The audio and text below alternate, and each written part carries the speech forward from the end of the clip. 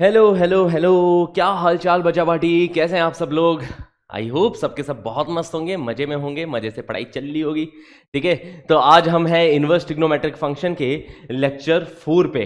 तो ये बताओ, होमवर्क कर रहे हो ना, डीपीपी वगैरह अटेम्प्ट कर रहे हो टाइम टू टाइम, वो ज़रूर कर लेना, क्वेश्चन ज़रूर प्रैक्टिस कर लेना। और जो मैंने कुछ टिप्स बताई थी, कई बच्चों के मैंने मैसेज देखे थे और बड़ा अच्छा लगा है देख के कि बच्चों को बड़ी हेल्प मिल रही है इन टिप्स से। ठीक है, जैसे मैंने एक टिप बताई थी कि जब भी आप कुछ पढ़ाई कर रहे हो, जैसे 2-3 घंटे पढ़ लिया, उसके बाद में उन 2-3 घंटों में जो चीज़ें सीखी है वो एक ब्लैंक शीट ऑफ पेपर के ऊपर लिख लिया करो। एक तरीके से शॉर्ट में वो आपके शॉर्ट नोट्स भी बन गए और आपको याद हो जाएगा कि आपने क्या क्या चीज़ें इतनी देर में पढ़ी है। ठीक है, तो ये वाली टिप कई बच्चों ने यूज़ करी है और वो लोग बता रहे हैं कि हाँ सर, फायदा तो हो रहा है, मज़ा तो आ रहा है, क्योंकि ये मेरे पर्सनल एक्सपीरियंस की चीज़ें हैं।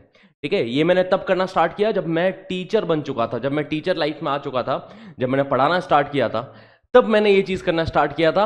और फिर मुझे लग रहा था कि यार पहले ही कर लेता अगर अपनी स्टूडेंट लाइफ में ये वाली चीज़, तो और ज़्यादा मज़ा आता। स्टूडेंट लाइफ में भी करता था बट इतना रिगरसली फॉलो नहीं करता था मैं इस चीज़ को। ठीक है, मैंने जब पढ़ाना स्टार्ट किया तो मुझे पता था कि अगर कोई भी टॉपिक मैं पढ़ाने जा रहा हूँ, सबसे पहले वो टॉपिक मैं खुद से दिमाग से सारी चीज़ें लिख सकूँ।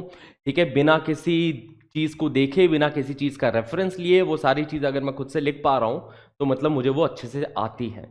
तो इसी चीज़ को आप यूज़ करो, है ना, पढ़ो ऐसे जैसे आप पढ़ाने वाले हो।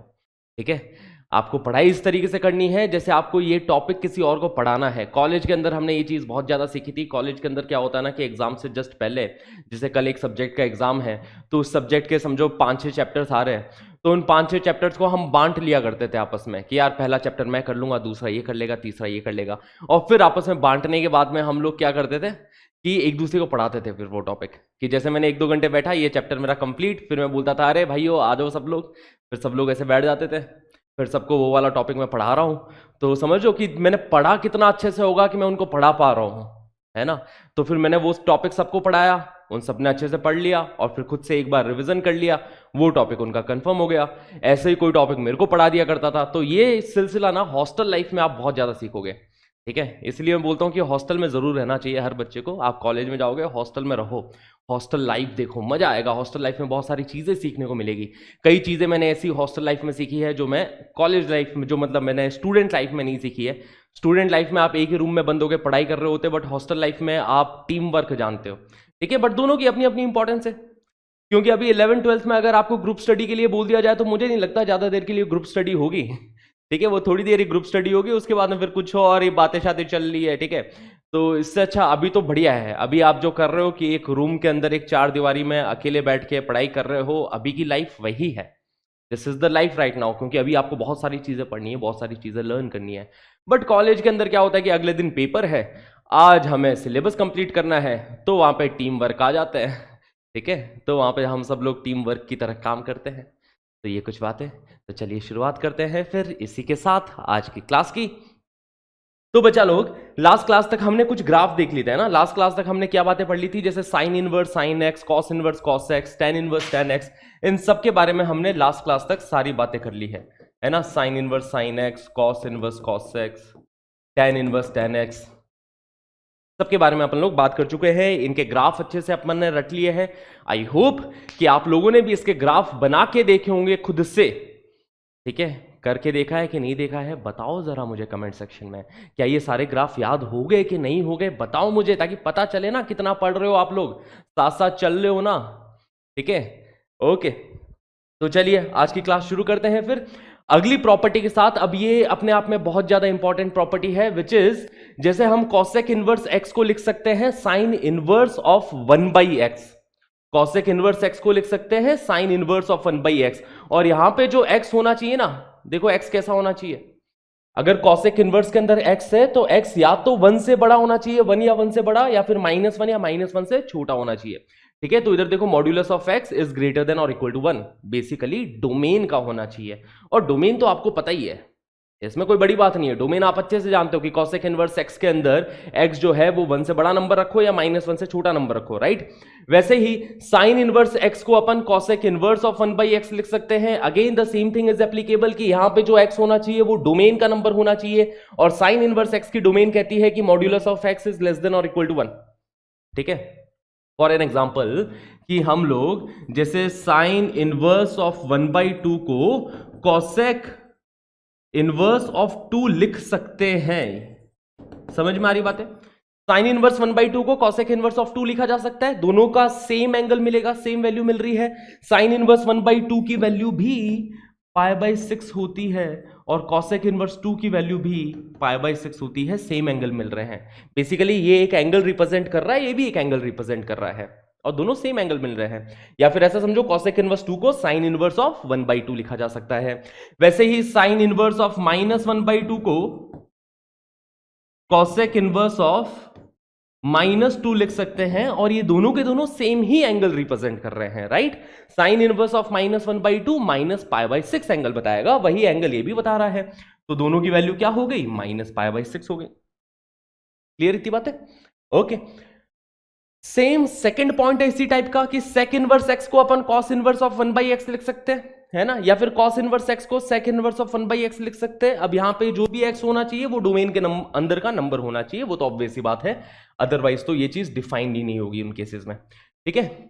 जैसे कि कॉस इनवर्स 2 को, कॉस इनवर्स 1/2 को, है ना, कॉस इनवर्स 2 तो डिफाइंड ही नहीं है, बट कॉस इनवर्स 1/2 को हम सेक इनवर्स के टर्म्स में 2 लिख सकते हैं और दोनों सेम एंगल दे रहे हैं बच्चा लोग, है ना? ये वाला एग्जांपल ध्यान से देखना है यार। देखो कॉस इनवर्स 1/2 सेक इनवर्स 2 दोनों सेम एंगल दे रहे हैं, दोनों ही फर्स्ट क्वाड्रेंट के एंगल दे रहे हैं और दोनों एंगल मिल रहे हैं π/3। मानते हो ये बात? और अगर मैं नेगेटिव वैल्यू भी रखता हूं जैसे कॉस इनवर्स ऑफ -1/2 और सेक इनवर्स ऑफ -2, दोनों की वैल्यू सेम होगी। Cos inverse of -1/2 and sec inverse of -2 दोनों की वैल्यू सेम होगी, दोनों के दोनों सेकंड क्वाड्रेंट का एंगल देंगे। कौन से क्वाड्रेंट का? सेकंड, क्योंकि हमें पता है cos inverse and sec inverse की जो रेंज रहती है ना वो 0 से π के बीच में रहती है, तो सेकंड क्वाड्रेंट का एंगल देंगे और वो सेकंड क्वाड्रेंट का एंगल होगा 2π/3। देखो π/3 पे तो ये 1/2 होता है, cos inverse 1/2 π/3, cos inverse -1/2 pi minus π/3 which is 2π/3। But tan inverse और कॉट इनवर्स के अंदर थोड़ा सा पंगा फंस जाता है क्योंकि इन दोनों की रेंज अलग अलग है। देखो अगर x पॉजिटिव नंबर है तब तो अपन कॉट इनवर्स x को डायरेक्टली tan इनवर्स 1/x लिख सकते हैं। फॉर एन एग्जांपल कि एक पॉजिटिव नंबर ले लेते हैं जैसे cot inverse of √3, cot inverse of √3 को tan इनवर्स ऑफ 1/√3 लिखा जा सकता है, इसमें कोई बुराई नहीं है। tan इनवर्स 1/√3 कौन सा एंगल देगा? π/6 एंगल देगा। कॉट इनवर्स √3 भी π/6 एंगल देगा, तो दोनों की वैल्यू सेम है, देखो सेम मिल रही है। बट जब अगर नेगेटिव इनपुट रखा है ना तब थोड़ा सा फॉर्मूला बदल जाएगा, तब अपन डायरेक्टली कॉट इनवर्स x को tan इनवर्स 1/x नहीं लिख सकते। जैसे एक नेगेटिव एंगल अपन ले लेते हैं जैसे कॉट इनवर्स ऑफ -√3, क्या मैं उसको डायरेक्टली tan इनवर्स ऑफ -1/√3 लिख सकता हूं? तो ऐसा नहीं लिख सकते क्योंकि दोनों की वैल्यूज अलग अलग आएगी, है ना, दोनों की वैल्यूज अलग अलग आएगी, ऐसा नहीं लिखा जा सकता, ये चीज बिल्कुल गलत हो जाएगी। दोनों की वैल्यू क्या क्या आ रही है देखो जरा ध्यान से। कॉट इनवर्स ऑफ माइनस, जैसे पहले ये बताओ tan inverse of -1/√3, tan inverse of -1/√3 -π/6 देगा, सही बात है। tan inverse of -1/√3 fourth quadrant का एंगल दे रहा है -π/6, जबकि cot inverse of -√3 second quadrant का एंगल देगा और सेकंड क्वाड्रेंट का एंगल वो दे रहा है 5π/6। Cot inverse of -√3 is equal to, है ना, इसकी वैल्यू मैं यहां पे कैलकुलेट करके बता देता हूं। देखो cot inverse of -√3 is equal to pi minus cot inverse of √3 and cot inverse √3 की वैल्यू π/6 होती है, तो ये बनेगा pi minus π/6 which is equal to 5π/6।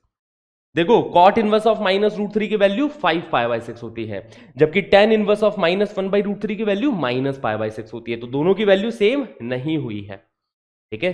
तो अगर x नेगेटिव नंबर है तो हम इस तरीके से लिखेंगे कि cot inverse x is equal to pi plus tan inverse 1/x, है ना। देखो cot inverse -√3 is equal to pi plus tan inverse of -1/√3, ऐसा लिखना ठीक रहेगा, है ना।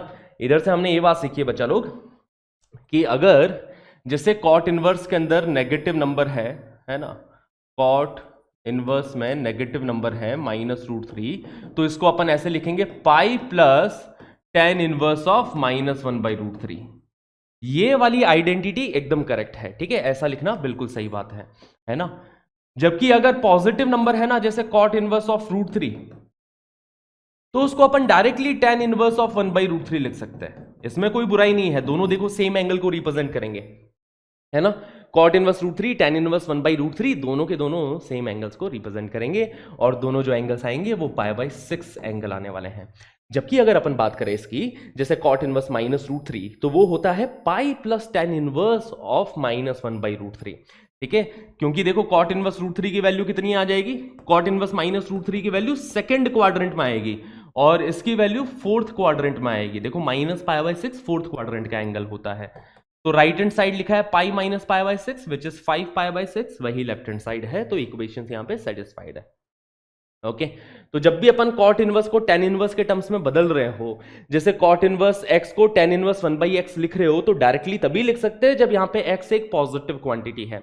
या फिर ऐसा समझो कि अगर मैं tan इनवर्स √3 को डायरेक्टली कॉट इनवर्स 1/√3 लिख सकता हूं, ठीक है, इसमें कोई दिक्कत वाली बात नहीं है। tan इनवर्स √3 को डायरेक्टली कॉट इनवर्स ऑफ 1/√3 लिखा जा सकता है, बट बच्चा लोग, अपन tan इनवर्स -√3 को डायरेक्टली कॉट इनवर्स -1/√3 लिख दे, ये बात गलत हो जाएगी।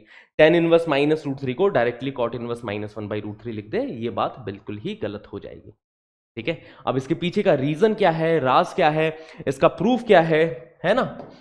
ये जो आइडेंटिटी हमने पढ़ी है कॉट इनवर्स और tan इनवर्स के टर्म्स में, जिसके अंदर दो अलग अलग केसेस आ रहे हैं, ये कहां से प्रूफ हुई, तो इसका प्रूफ भी अपने आप में बहुत इंटरेस्टिंग है, और सारे के सारे प्रूफ बहुत इंपॉर्टेंट है। सबसे पहले तो मैं इसका प्रूफ बताऊंगा कि देखो cosec inverse x sin inverse 1/x के इक्वल क्यों होता है, ठीक है, ये प्रूफ बता दूंगा। इसके बाद में मैं ये थर्ड वाला प्रूफ बताऊंगा। फर्स्ट एंड सेकंड का प्रूफ सेम है, थर्ड में थोड़ा सा अलग हो जाता है, ठीक है। अलग भी क्यों होता है, बिकॉज देखो tan इनवर्स की रेंज या तो फोर्थ क्वाड्रेंट या फर्स्ट क्वाड्रेंट के एंगल है, बट कॉट इनवर्स की रेंज फर्स्ट क्वाड्रेंट या सेकंड क्वाड्रेंट के एंगल है। मतलब इसकी रेंज 0 से पाई के बीच में, इसकी रेंज -π/2 से π/2 के बीच में, इस वजह से ये डिफरेंस आ रहा है। तो चलिए समझते हैं प्रूफ के साथ में, ठीक है। तो लेट्स प्रूव इट। तो पहला प्रूव मैं ये करने वाला हूं कि साइन इनवर्स x को हम लोग cosec इनवर्स 1/x लिख सकते हैं। ये मैं प्रूफ करने वाला हूं कि साइन इनवर्स x को cosec इनवर्स 1/x लिख सकते हैं, जहां पे x क्या होना चाहिए, जहां पे x -1 से 1 के बीच का नंबर होना चाहिए। x belongs to close bracket -1 to close bracket 1, ठीक है।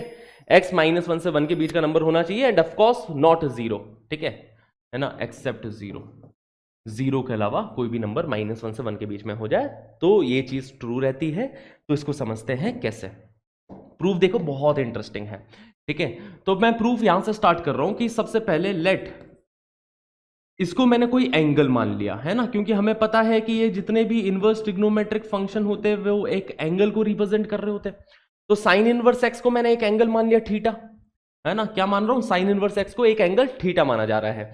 अब ये थीटा एंगल किसके बीच में हो जाएगा, अगर साइन इनवर्स एक्स थीटा माना है तो थीटा मतलब -π/2 से π/2 के बीच का एंगल होगा, राइट बच्चा लोग, क्योंकि साइन इनवर्स एक्स रेंज ही -π/2 से π/2 के बीच में देता है। तो यहां पे जो थीटा एंगल हो गया वो -π/2 से π/2 के बीच का कोई एंगल हो चुका है, ठीक है। अगर साइन इनवर्स एक्स को थीटा माना तो क्या मैं एक्स को साइन थीटा बोल सकता हूं, हाँ जी, दोनों साइड साइन ले लिया, बेसिकली ऐसा समझो, दोनों साइड साइन ले लिया। अगर sine inverse x is equal to theta then x will be equal to sine theta. अब इसको कॉसेक में बदलना है तो रेसिप्रोकल कर लो, है ना। तो रेसिप्रोकल करेंगे, ठीक है, रेसिप्रोकल। तो जब रेसिप्रोकल करेंगे तो x का रेसिप्रोकल 1/x आ गया, और साइन थीटा का रेसिप्रोकल क्या कॉसेक थीटा हो जाता है, हाँ जी बच्चा लो, x का रेसिप्रोकल 1/x आ गया और साइन थीटा का रेसिप्रोकल क्या हो जाएगा, 1/sin थीटा को मैंने लिख दिया कॉसेक थीटा लिख दिया। अब यहां से देखो दो रास्ते कटते हैं। एक रास्ता तो यह है कि डायरेक्टली हम बोलते हैं कि theta is equal to cosec inverse 1/x, और हम बोल दें कि हाँ सर प्रूफ हो चुका है, प्रूव हो गया सर, थीटा क्या आ जाएगा, कॉसेक इनवर्स 1/x आ जाएगा, और थीटा ही हमने साइन इनवर्स x को माना था, तो हम बोल देंगे कि देखो sir sine inverse x cosec inverse 1/x के इक्वल आ गया। एक तो ये तरीका हुआ प्रूफ करने का, बट ये तरीका गलत है, दिस इज रॉन्ग वे, है ना, दिस इज रॉन्ग। इसमें गलत क्या है समझना बातों को, दिस इज रॉन्ग वे। यही समझाने के लिए मैं प्रूफ बता रहा था कि डायरेक्टली अपन अगर जैसे मैं बोल दूं कि cosec थीटा 1/x, तो थीटा को डायरेक्टली cosec इनवर्स 1/x बोलना गलत रहेगा बच्चा लोग, ठीक है। फॉर एन एग्जाम्पल, गलत क्यों है, ठीक है, गलत इसलिए है जैसे कि अगर मैं बोलता हूं कि cosec ऑफ 5π/6 इसकी वैल्यू 2 होती है ना। एग्जाम्पल कि अगर मैं बोलूं कि cosec 5π/6 की वैल्यू क्या होगी, तो cosec 5π/6 सेकंड क्वाड्रेंट का एंगल है, सेकंड क्वाड्रेंट में कुछ पॉजिटिव वैल्यू देगा, वो 2 दे देगा, सही बात है। बट क्या मैं 5π/6 को डायरेक्टली cosec इनवर्स 2 बोल दूं तो ये गलत हो जाएगा, ठीक है, दिस इज रॉन्ग। रॉन्ग क्यों हो गया, क्योंकि cosec इनवर्स 2 कभी भी सेकंड क्वाड्रेंट का एंगल नहीं देगा। cosec इनवर्स 2 अगर एंगल देगा तो वो फर्स्ट क्वाड्रेंट का एंगल देगा जो कि π/6 देने वाला है। तो अगर cosec 5π/6 2 है तो डायरेक्टली cosec इनवर्स 2 को 5π/6 नहीं लिख सकते हैं। ये यहां पे फंडा है, तो ये तरीका गलत हो गया, ठीक है। समझ में आई बातें, गलत क्या हो गया कि डायरेक्टली मैं थीटा को cosec इनवर्स 1/x नहीं लिख सकता। तो क्या किया जाएगा, तो अपन ऐसा करेंगे कि take cosec inverse on both side, है ना। राइट वे क्या होगा कि टेक cosec इनवर्स, है ना, take cosec inverse on both side, ये सही तरीका रहेगा बच्चा लोग कि इस स्टेप के आगे दोनों साइड cosec इनवर्स ले लो। तो देखो लेफ्ट हैंड साइड में क्या बन जाएगा, लेफ्ट हैंड साइड में cosec इनवर्स ऑफ 1/x बनेगा और राइट हैंड साइड में cosec inverse of cosec theta बन जाएगा, cosec inverse of cosec theta. ये सही तरीका है कि लेफ्ट हैंड साइड में cosec इनवर्स लिया तो cosec इनवर्स 1/x और राइट हैंड साइड में बन गया cosec inverse of cosec theta. अब ये थीटा डायरेक्टली बाहर आएगा कि इसके ऊपर कुछ ऑपरेशन होके बाहर आएगा, ये अपने को cosec, है ना, cosec इनवर्स की रेंज से पता चलेगा कि अगर हमारा थीटा जो एंगल है अगर वो -π/2 से π/2 का एंगल है तब तो डायरेक्टली बाहर आ जाएगा, राइट। थीटा अगर -π/2 से π/2 का एंगल है तब तो डायरेक्टली बाहर आ गया।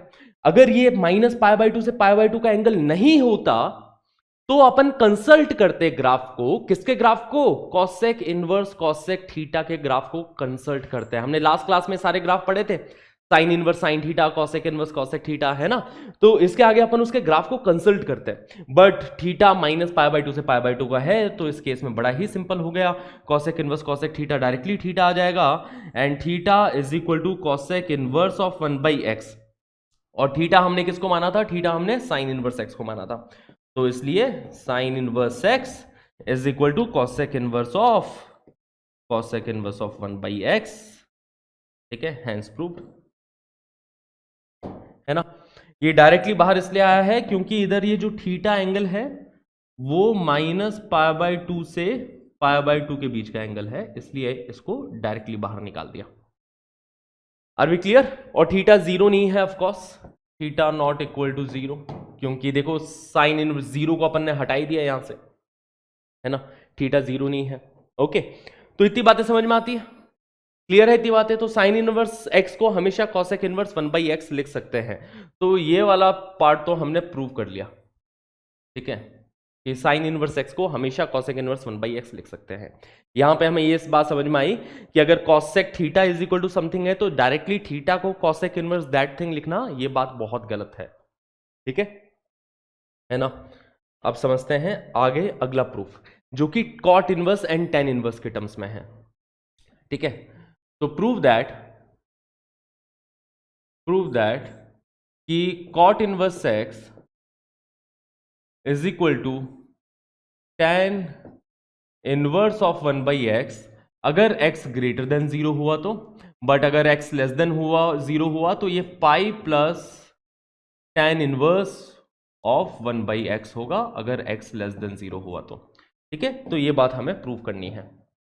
चलिए इसका प्रूफ देखो, बहुत ही इंटरेस्टिंग प्रूफ है। सबसे पहले मैंने cot इनवर्स x को एक एंगल मान लिया थीटा, ठीक है, कि let theta is equal to cot inverse x या फिर cot inverse x is equal to some angle theta. और यहां पे ये एंगल थीटा किसके बीच का होने वाला है, ये एंगल थीटा 0 से पाई के बीच में होगा, है ना। थीटा बिलोंग्स टू 0 to पाई, क्योंकि कॉट इनवर्स जो रेंज देगा ना वो रेंज 0 से पाई के बीच में देगा, बट नॉट पाई बाय 2, ठीक है, बट नॉट पाई बाय 2, 0 से पाई के बीच का कोई भी एंगल बट पाई बाय 2 नहीं, है ना। ऐसा अपने पास में कॉट इनवर्स एक्स है, cot inverse x is equal to theta. इतनी बातें क्लियर है। कॉट इनवर्स एक्स को अगर थीटा एंगल मानता हूं तो ये थीटा एंगल किसके बीच में होने वाला है, 0 से पाई के बीच में होने वाला है। अगर कॉट इनवर्स एक्स थीटा है तो एक्स को कॉट थीटा लिखने में कोई भी बुराई नहीं है, कोई भी बुराई नहीं है, कहीं दिक्कत नहीं आएगी। अगर कॉट इनवर्स एक्स को थीटा बोला है तो थीटा को एक्स को कॉट थीटा लिख दिया, इसमें कोई बुराई कहीं पे भी नहीं है, ठीक है। मतलब मैं यहां पे लिख देता हूं ये चीज ना, कि अगर ऐसा कहीं पे भी हो, जैसे sine inverse x is equal to theta, तो एक्स को साइन थीटा बोलना हमेशा सही बात है। Sine inverse x is equal to theta, x को हमेशा साइन थीटा बोल सकते हैं, अगर थीटा माइनस पाई बाय 2 से पाई बाय 2 होना चाहिए, ऑफ कोर्स, ठीक है। इसके अंदर ये जो थीटा एंगल है, थीटा किसके बीच में होना चाहिए, minus pi by 2 to pi by 2, कि where theta belongs to minus pi by 2 to pi by 2। अगर थीटा माइनस पाई बाय 2 से पाई बाय 2 का बीच का एंगल है और sine inverse x is equal to theta लिखा है, तो डायरेक्टली अपन एक्स को साइन थीटा बोल सकते हैं, ठीक है। माइनस पाई बाय 2 से पाई बाय 2 के बीच का एंगल क्यों होना चाहिए, क्योंकि अगर ये इस रेंज में नहीं हुआ तो ऐसा लिखना ही गलत हो जाएगा, है ना। साइन इनवर्स एक्स को 3 पाई बाय 4 लिखना ही गलत हो जाएगा, बहुत गलत बात हो गई साइन इनवर्स एक्स को 3 पाई बाय 4 लिखना, क्योंकि ये कभी भी 3 पाई बाय 4 एंगल दे नहीं पाएगा, ये माइनस पाई बाय 2 से पाई बाय 2 के बीच का एंगल देगा, ठीक है। समझ में आती बात है। बट, है ना, बट अगर ऐसा लिखा हुआ है, अगर ऐसा लिखा हुआ है कि x is equal to sine theta, x is equal to sine theta, है ना, अगर इस तरीके से लिखा हुआ है तो वी कैन नॉट राइट, है ना, we can not write that sine inverse x is equal to theta. हम ऐसा लिख ही नहीं सकते कि साइन इनवर्स एक्स थीटा के इक्वल हो गया, ये गलत बात हो जाएगी, है ना, this is the wrong way. तो करेक्ट वे क्या आएगा, करेक्ट वे क्या आएगा, द राइट वे इज, ठीक है,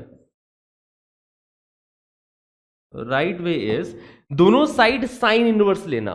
सही तरीका ये रहेगा कि दोनों साइड साइन इनवर्स ले ले, कि लेफ्ट हैंड साइड में साइन इनवर्स एक्स और राइट हैंड साइड में sign inverse of sine theta, ये लिखना एकदम सही तरीका है, ठीक है। अब थीटा की रेंज पे डिपेंड करता है कि अगर थीटा माइनस पाई बाय 2 से पाई बाय 2 के बीच में हुआ तो sine inverse sine theta, theta ही डायरेक्टली बाहर दे देगा, है ना। अब इसके पूरे ग्राफ पे डिपेंड करता है ना। आपको याद है साइन इनवर्स साइन एक्स का ग्राफ हमने कैसे देखा था, लास्ट क्लास में हमने इस टाइप का ऐसे ग्राफ देखा था, साइन इनवर्स साइन एक्स का ऐसे पहाड़ों टाइप के ग्राफ चल रहे थे, है ना, ये 0 हो गया, ये पाई हो गया, ये 2 पाई होगा। तो जब भी ये आ जाए ना साइन इनवर्स साइन थीटा, तो उस गाने को याद कर लेना, है ना, मेरा दिल कहीं दूर पहाड़ों पे खो गया, ठीक है। तो ये पहाड़ काम आएंगे अगर जब भी साइन इनवर्स साइन थीटा आ गया। तो अगर थीटा माइनस पाई बाय 2 से पाई बाय 2 के बीच में है तब तो कोई दिक्कत वाली बात नहीं है। अगर थीटा माइनस पाई बाय 2 से पाई बाय 2 के बीच में है तो डायरेक्टली थीटा बाहर आ जाएगा, theta is equal to sine inverse x हो जाएगा। बट अगर थीटा इस इंटरवल में नहीं है तो अपन इन लाइंस का सहारा लेके कमेंट करेंगे कि क्या बाहर आएगा, थीटा बाहर आएगा कि पाई माइनस थीटा बाहर आएगा, किस तरीके से होगा, ठीक है। एग्जाम्पल अपन देख सकते हैं कि ऐसा क्यों नहीं लिखा जा सकता।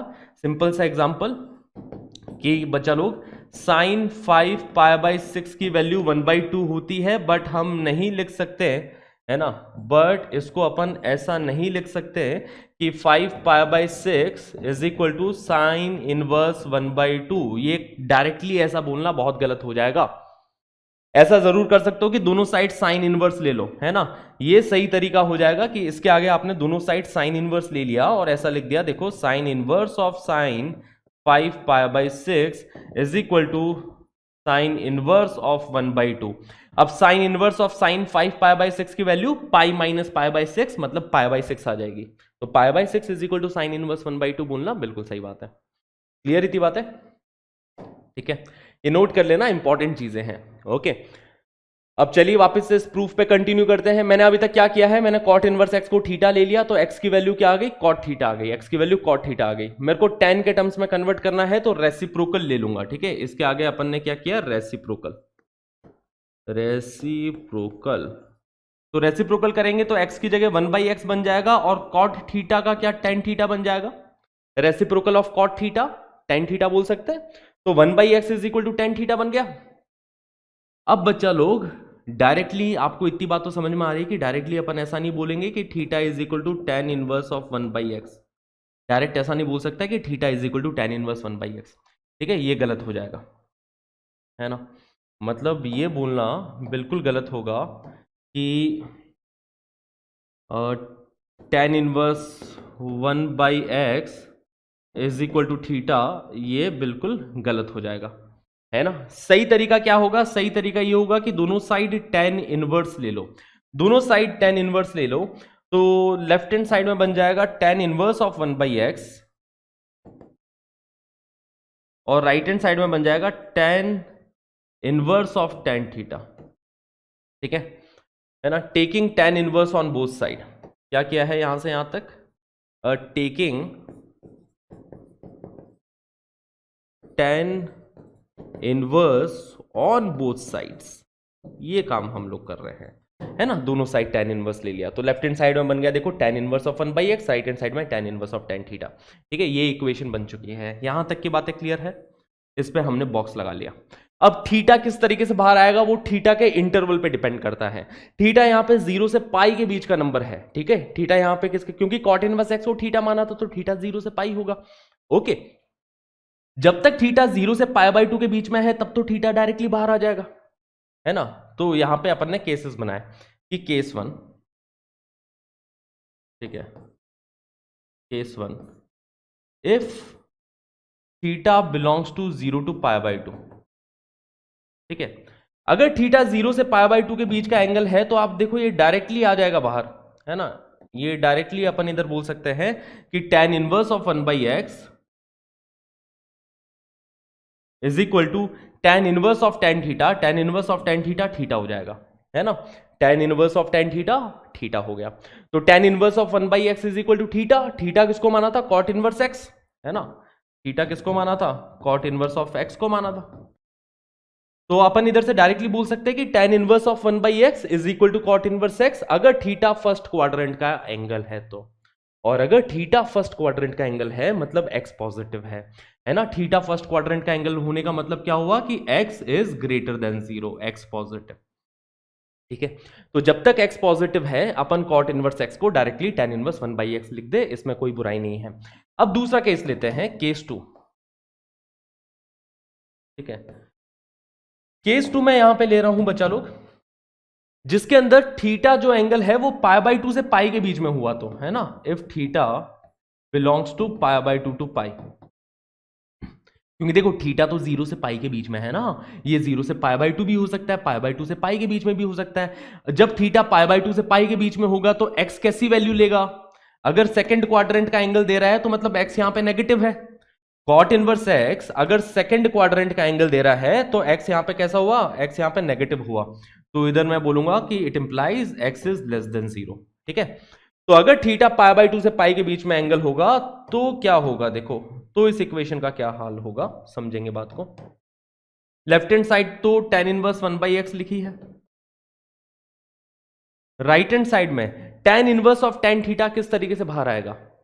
Ten inverse of tan theta किस तरीके से बाहर आएगा, इसके लिए मैं हल्का सा ग्राफ यहां पे कंसल्ट करना चाहूंगा ten inverse of tan x को, है ना। पहाड़ों को याद कर लिया फिर से। Ten inverse of tan x का अगर अपन ग्राफ याद करें तो वो माइनस पाई/2 से पाई/2 के बीच में तो ऐसा रहता है y is equal to x. ठीक है, पाई/2 तक तो, फिर बाद में पाई से पास करती हुई सेम पैरेलल लाइन एक इस तरीके से जाने वाली है, सही बात है।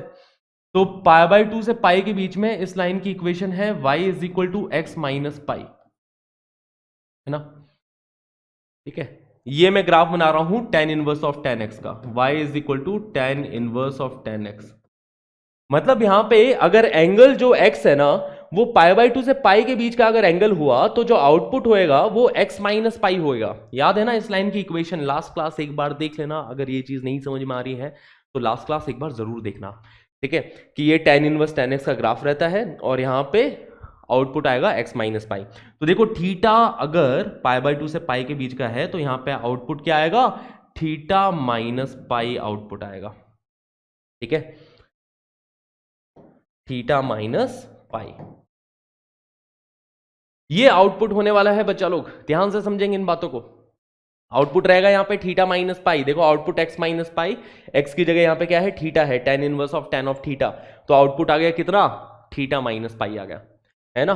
तो थीटा माइनस पाई, थीटा किसको माना था अपन ने, थीटा कॉट इनवर्स एक्स को माना था, तो थीटा कॉट इनवर्स एक्स को माना था, लिख देते हैं यहाँ पे कि tan इनवर्स ऑफ 1/x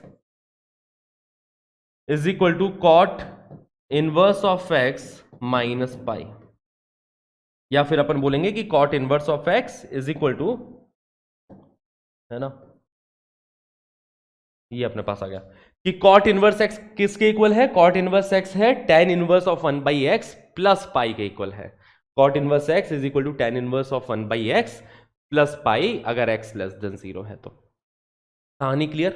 तो समराइज कर देते एक बार प्रूफ को कि सबसे पहले भैया मैं इसको थीटा मान के चालू हुआ, कॉट इनवर्स एक्स को थीटा माना तो थीटा 0 से पाई के बीच में होगा, ठीक है, तो x को अपन ने कॉट थीटा बोल दिया, रेसिप्रोकल लिया तो 1/x को tan थीटा बोल दिया।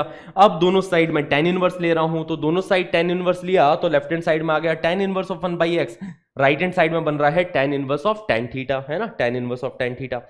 तो लेफ्ट हैंड साइड तो देखो tan इनवर्स 1/x ही है, और right hand side tan inverse of tan theta, theta directly बाहर आ जाएगा अगर थीटा 0 से π/2 के बीच में हुआ, बट अगर थीटा π/2 से पाई के बीच में हुआ तो बाहर आएगा थीटा माइनस पाई, है ना, tan inverse of tan theta में बाहर क्या आएगा थीटा माइनस पाई बाहर आएगा इस केस में, ठीक है, जिसमें से थीटा है कॉट इनवर्स ऑफ x, तो tan inverse of 1/x is equal to theta minus pi cot inverse x minus pi. अब इसी चीज को थोड़ा लॉजिकली भी समझ लेते हैं। लॉजिकली समझने का तरीका यह है बच्चा लोग कि देखो अच्छे से, अगर x नेगेटिव है ना तो ये देखो एंगल देगा सेकंड क्वाड्रेंट का, अगर x नेगेटिव है तो ये सेकंड क्वाड्रेंट का एंगल देगा, है ना, ये सेकंड क्वाड्रेंट का एंगल देगा और ये फोर्थ क्वाड्रेंट का एंगल देगा। तो इसको एडजस्ट करने के लिए हमने यहां पे क्या ऐड कर दिया, पाई ऐड कर दिया। इस तरीके से लॉजिकली ये चीज याद रहेगी आपको कि cot inverse of x is equal to pi plus tan inverse of 1/x if x less than 0। तो ये अच्छे से याद रखना। Sine inverse x cosec inverse 1/x directly relate कर सकते हैं, कोई टेंशन वाली बात नहीं, चाहे x पॉजिटिव हो चाहे x नेगेटिव हो। वैसे ही कॉसेक इनवर्स और सेक इनवर्स में भी अपन directly relate, cosec inverse and sine inverse में, हाँ cosec inverse and sine inverse में डायरेक्टली रिलेट कर सकते हैं, कॉस इनवर्स और सेक इनवर्स में डायरेक्टली रिलेट कर सकते हैं कि cos inverse of x is equal to sec inverse of 1/x। But जब भी अपन tan इनवर्स और कॉट इनवर्स को रिलेट कर रहे हो तो यहां पे देख लेना x पॉजिटिव है कि x नेगेटिव है। x पॉजिटिव हुआ तो ऐसे डायरेक्टली रिलेट कर पाओगे, बट अगर x नेगेटिव हुआ तो इस तरीके से रिलेट करोगे आप लोग, ठीक है, ये फंडा अच्छे से याद हो गया। आगे बढ़ा जाए, ओके। इसके बाद में देखो अगली प्रॉपर्टी आती है प्रॉपर्टी 5, बहुत ही ज्यादा इंपॉर्टेंट प्रॉपर्टी, जो बोलती है कि sine inverse x plus cosec inverse x किसके इक्वल होता है, π/2 के इक्वल होता है ना, कॉस इनवर्स एक्स। यहां पे देखो tan inverse x plus cot inverse x भी π/2, cosec inverse x and sec inverse x भी किसके इक्वल, π/2 के इक्वल, ठीक है। ये सारी वैल्यूज हमें ध्यान रखनी है।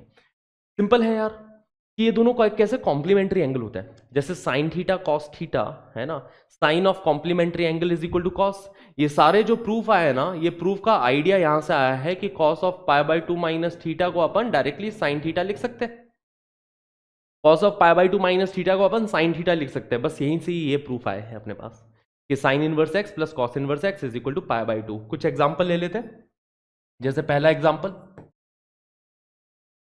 कि अगर मैं sign inverse of 1/2 plus cos inverse of 1/2 आपसे पूछूं, अगर ये सेम वैल्यूज है जैसे 1/2 ठीक है, तो इसकी वैल्यू किसके इक्वल आनी चाहिए, π/2 के इक्वल आनी चाहिए, जो कि आएगी भी, क्योंकि साइन इनवर्स ऑफ 1/2 कितना होता है, π/6 एंगल होता है। कॉस इनवर्स ऑफ 1/2 कितना एंगल होता है, π/3 एंगल होता है, π/6 प्लस π/3 π/2 आ गया। यहां पे x को नेगेटिव ले लो तो भी कोई टेंशन वाली बात नहीं है, तब भी इसी चीज को होल्ड करेगा, ठीक है। एग्जाम्पल 2 कि अगर sine inverse of -1/2 plus cos inverse of -1/2 की वैल्यू पूछूं तो वो भी π/2 ही यहां पे आने वाली है, ठीक है। देख सकते हो sine inverse of -1/2 minus π/6 angle देगा, और cos inverse of -1/2, cos inverse of -1/2 angle देगा पाई माइनस π/3, है ना। कॉस इनवर्स 1/2 π/3 होता है, cos inverse of -1/2 pi minus π/3 angle देगा सेकंड क्वाड्रेंट का। तो देखो माइनस π/6 प्लस पाई माइनस π/3 क्या π/2 के इक्वल आएगा, जी हाँ बिल्कुल आएगा। है ना। वैसे ये भी ध्यान रखना है कि देखो tan inverse x plus cot inverse x ये भी π/2 के इक्वल होता है, cosec inverse x plus sec inverse x ये भी π/2 के इक्वल होता है, बस x इनकी डोमेन का नंबर होना चाहिए, बस इतनी सी बात है। tan inverse x and cot inverse x की डोमेन तो ऑल रियल नंबर होती ही है। अब देखो ये इंपॉर्टेंट चीज नोट कर लो कि tan inverse x plus tan inverse 1/x π/2 होगा अगर x पॉजिटिव है, and tan inverse x plus tan inverse 1/x minus π/2 होगा अगर x नेगेटिव वैल्यू ले रहा है।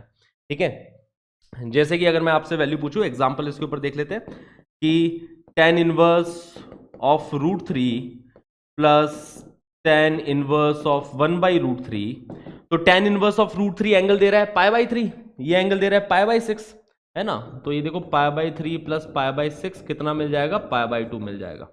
ओके, वहीं पे ही अगर मैं आपसे वैल्यू पूछूं कि tan inverse of -√3 plus tan inverse of -1/√3, तो समझ में आ रहा है कि tan inverse of -√3 minus π/3 angle देगा, and tan inverse of -1/√3 minus π/6 angle देगा, तो ये कितना बन गया, -π/2 बन गया। तो हमेशा ध्यान रखें कि tan inverse x plus tan inverse 1/x या तो π/2 होगा या फिर tan inverse x plus tan inverse minus, है ना। अगर x नेगेटिव है तो माइनस π/2 आ जाएगा, x पॉजिटिव है तो π/2 होगा। ओके, जबकि sign inverse x plus cos sine inverse x plus sine inverse 1/x, अगर इसके बारे में आपके मन में सवाल उठ रहे हो कि सर जैसे आपने ये बताया है वैसे इसका भी कुछ फंडा है क्या, तो इसका सिंपल सा फंडा बच्चा लोग ये है कि ये अगर साइन इनवर्स x एग्जिस्ट कर रहा है ना, तो साइन इनवर्स 1/x एग्जिस्ट करेगा नहीं, है ना, अनलेस अंटिल x 1 या -1 ना हो जाए। x 1 हो गया तब तो चलो ये दोनों ही एग्जिस्ट कर जाएंगे, sine inverse 1 plus sine inverse 1 बन जाएगा, दोनों वैल्यू एग्जिस्ट है। x -1 होगा तो sine inverse -1 plus sine inverse -1 बनेगा, ये भी चलो एग्जिस्ट करता है वैल्यू। बट अगर x की वैल्यू आपने जैसे 1/2 ले ली, तो ये तो साइन इनवर्स 1/2 बन जाएगा, ये साइन इनवर्स 2 बन जाएगा। साइन इनवर्स 2 डिफाइंड नहीं होता है, ठीक है। But tan inverse x and tan inverse 1/x तो हमेशा ही डिफाइंड है। x की कोई भी रियल वैल्यू ले लो, बस जीरो मत लेना x की वैल्यू, क्योंकि x को जीरो लिया तो tan इनवर्स 1/x फिर डिफाइंड नहीं होगा उस केस में। ओके, तो ये इंपॉर्टेंट पॉइंट अपन ध्यान में रखेंगे। क्लियर रहती बातें? ओके बच्चा लोग, तो अब हम लोग इसके प्रूफ के बारे में डिस्कस कर लेते हैं, क्योंकि प्रूफ अपने आप में इंटरेस्टिंग है। बस इसमें से एक का ही प्रूफ बताऊंगा। चलो पहले वाले का प्रूफ अपन डिस्कस कर लेते हैं, बाकी दोनों का प्रूफ सेम आइडिया है ना। तो चलिए प्रूफ के बारे में डिस्कस करते हैं। प्रूफ इसका कुछ इस तरीके से रहेगा बच्चा लोग कि अगर हम प्रूव करना चाहते हैं sine inverse of x plus cos inverse of x is equal to π/2, ये मैं प्रूव करना चाहता हूं, ठीक है, जहां पे x क्या हो, x -1 से 1 के बीच का कोई भी नंबर हो, है ना, तभी ये चीजें डिफाइंड हो गई। तो देखो प्रूफ बड़ा सिंपल होता है, आइडिया समझो आप प्रूफ का, ठीक है। आइडिया ये है कि इसमें से किसी भी एक एंगल को मैं थीटा मान के चालू हो रहा हूं, कि साइन इनवर्स x को चलिए थीटा मान लिया, let theta is equal to sine inverse x, या फिर let sine inverse x is equal to theta. तो जब मैंने साइन इनवर्स एक्स को थीटा माना तो साथ के साथ ये भी लिख देना कि हमारा जो थीटा एंगल होगा वो साइन इनवर्स की रेंज का एंगल होगा, मतलब वो -π/2 से π/2 के बीच का एंगल होने वाला है थीटा, ये चीज लिख लेंगे हम, ठीक है। उसके बाद में x को अपन डायरेक्टली लिख सकते हैं क्या, x को अपन साइन थीटा लिख सकते हैं। अगर साइन इनवर्स एक्स थीटा है तो x को साइन थीटा लिखने में कोई बुराई नहीं है, ओके। अब साइन थीटा को हम लोग कॉस ऑफ π/2 माइनस थीटा भी लिख सकते हैं, इसमें भी कोई बुराई नहीं है। साइन थीटा को कॉस ऑफ π/2 माइनस थीटा लिख दिया, इसमें भी कोई बुराई नहीं है, ठीक है। अब मैं दोनों साइड कॉस इनवर्स लेने वाला हूं। देखो बच्चा लोग, डायरेक्टली ऐसा लिखना, फिर से आपको समझ में आ रही है ना बातें, कि अगर मैं डायरेक्टली ऐसा लिख देता हूं कि cos inverse of x is equal to π/2 minus theta, तो वो गलत हो जाएगा, है ना, ये थोड़ा अन्याय है ना। ये तो हम चीजें समझ ही चुके हैं कि अगर साइन 5π/6 1/2 होता है तो डायरेक्ट 5π/6 को साइन इनवर्स 1/2 नहीं लिख सकते। तो ऐसे कुछ एग्जांपल्स दिमाग में रखो अपने, ताकि ये कॉन्सेप्ट आप भूलोगे नहीं, है ना। तो जैसे कि अब क्या करना होगा, अपने को कॉस इनवर्स लेना होगा दोनों साइड, ठीक है, taking cos inverse on both side, ये हम लोग जरूर कर सकते हैं। तो लेफ्ट हैंड साइड में क्या बन जाएगा, कॉस इनवर्स ऑफ एक्स बन जाएगा, राइट हैंड साइड में cos inverse of pi by 2 minus theta ये बनेगा। देखो राइट हैंड साइड में ये cos of pi by 2 minus theta cos inverse के अंदर आ गया, लेफ्ट हैंड साइड में एक्स जो है वो कॉस इनवर्स के अंदर आ गया, तो cos inverse x is equal to cos inverse of cos of pi by 2 minus theta. अब ये चीज किस तरीके से बाहर आएगी वो पाई बाय 2 माइनस थीटा की रेंज पे डिपेंड करेगा गाइस, ठीक है, वो इसकी रेंज पे डिपेंड करेगा। तो चलिए अब अपन समझते हैं कि पाई बाय 2 माइनस थीटा कहां से कहां तक का एंगल होगा। थीटा हमें पता है माइनस पाई बाय 2 से पाई बाय 2 के बीच में, तो क्या आप बता सकते हो कि माइनस थीटा कौन से इंटरवल में होगा? अगर थीटा माइनस पाई बाय 2 से पाई बाय 2 के बीच में है तो माइनस थीटा भी तो माइनस पाई बाय 2 से पाई बाय 2 के बीच में होगा। समझ रहे हो बातों को? ठीक है, अगर थीटा ऐसा समझो ना, सिंपल सी बात कि अगर थीटा माइनस 2 से 2 के बीच में है तो नेगेटिव से मल्टीप्लाई कर दिया, अगर थीटा माइनस 2 से 2 के बीच में है तो इसका नेगेटिव भी तो माइनस 2 से 2 के बीच में होएगा, एज सिंपल एज दैट। ठीक है, तो ये चीजें हैं, तो माइनस थीटा भी माइनस पाई बाय 2 से पाई बाय 2 के बीच में है। हमें पाई बाय 2 माइनस थीटा के बारे में बात करनी है तो ऐड पाई बाय 2, है ना, अपन क्या करेंगे, ऐड कर देंगे, कितना, पाई बाय 2 ऐड कर देंगे। पाई बाय 2 ऐड करती देखो यहाँ पे बीच में तो बन जाएगा पाई by 2 minus theta, pi by 2 में पाई बाय 2 ऐड होगा, यहां पे माइनस पाई बाय 2 में पाई बाय 2 ऐड होगा। ठीक है, तो माइनस पाई बाय 2 में पाई बाय 2 ऐड हुआ तो जीरो बन गया, तो pi by 2 minus theta zero से पाई के बीच का एंगल है। अगर थीटा माइनस पाई बाय 2 से पाई बाय 2 के बीच में है तो ये कुछ इनइक्वालिटी के साथ में हल्का फुल्का खेला हमने और ये समझ में आ गया कि पाई बाय 2 माइनस थीटा जीरो से पाई के बीच का एंगल है। अगर पाई बाय 2 माइनस थीटा जीरो से पाई के बीच का एंगल है तो वो तो कॉस इनवर्स की रेंज का एंगल हो गया, मतलब ये एज इट इज बाहर आ जाएगा। तो इसको एज इट इज हमने बाहर निकाल दिया, cos inverse of cos of pi by 2 minus theta को पाई बाय 2 माइनस थीटा लिख दिया। तो देखो cos inverse of x is equal to pi by 2 minus theta, theta किसको माना था, साइन इनवर्स x को माना था, तो यहां से हमने प्रूव कर दिया कि देखो cos inverse of x is equal to pi by 2 minus sine inverse of x। ठीक है, cos inverse of x is equal to pi by 2 minus sine inverse of x, मतलब sine inverse x plus cos inverse x is equal to pi by 2। वही चीज हम tan inverse cot inverse के terms में कर सकते हैं, वही चीज ये सेम अपन sec inverse and cosec inverse के टर्म्स में कर सकते हैं। ठीक है, तो जनरली अपन इसका जो यूज करते हैं ना, यूज यहां पे करते हैं कि अगर tan इनवर्स के टर्म्स में कोई एंगल दे रखा हो और उसको cot इनवर्स के टर्म्स में बदलना हो, या sin इनवर्स के टर्म्स में दे रखा हो उसको cos इनवर्स के टर्म्स में बदलना हो, है ना, जनरली हम इस तरीके से यूज करते हैं कि cos इनवर्स ऑफ x को अपन pi by 2 minus sine inverse of x लिख लेते हैं। तो इस तरीके से अपन इसको जनरल यूज करेंगे, एक सवाल के थ्रू मैं आपको बताऊंगा। बट सबसे पहले तो ये बात समझ में आई, एक इंपॉर्टेंट चीज हमने सीखी है कि tan inverse and cot inverse को रिलेट करने के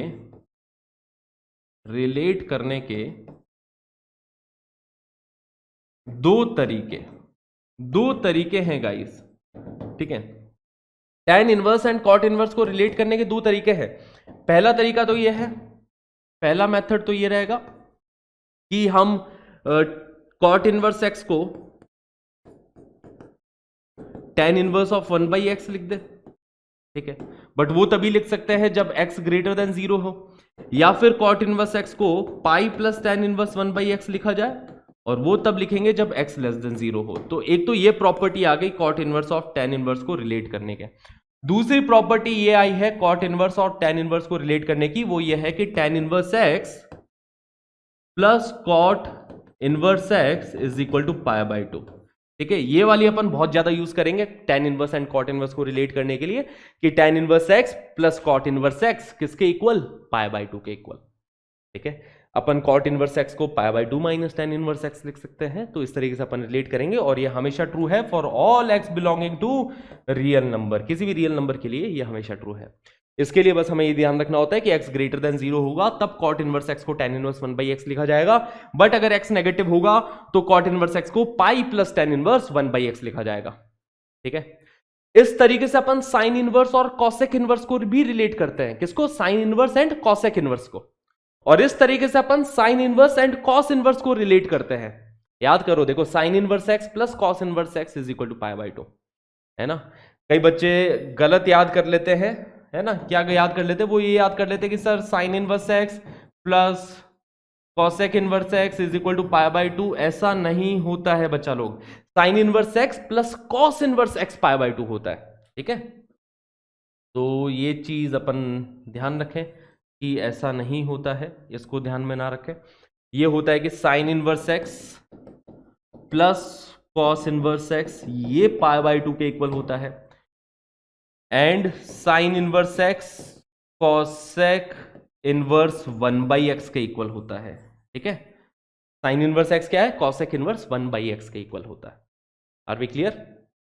चलिए, तो अभी तक हमें सारी प्रॉपर्टी क्लियर है। अब इन प्रॉपर्टीज के एग्जांपल देखते हैं। जैसे पहला example, sign inverse of cos of this thing.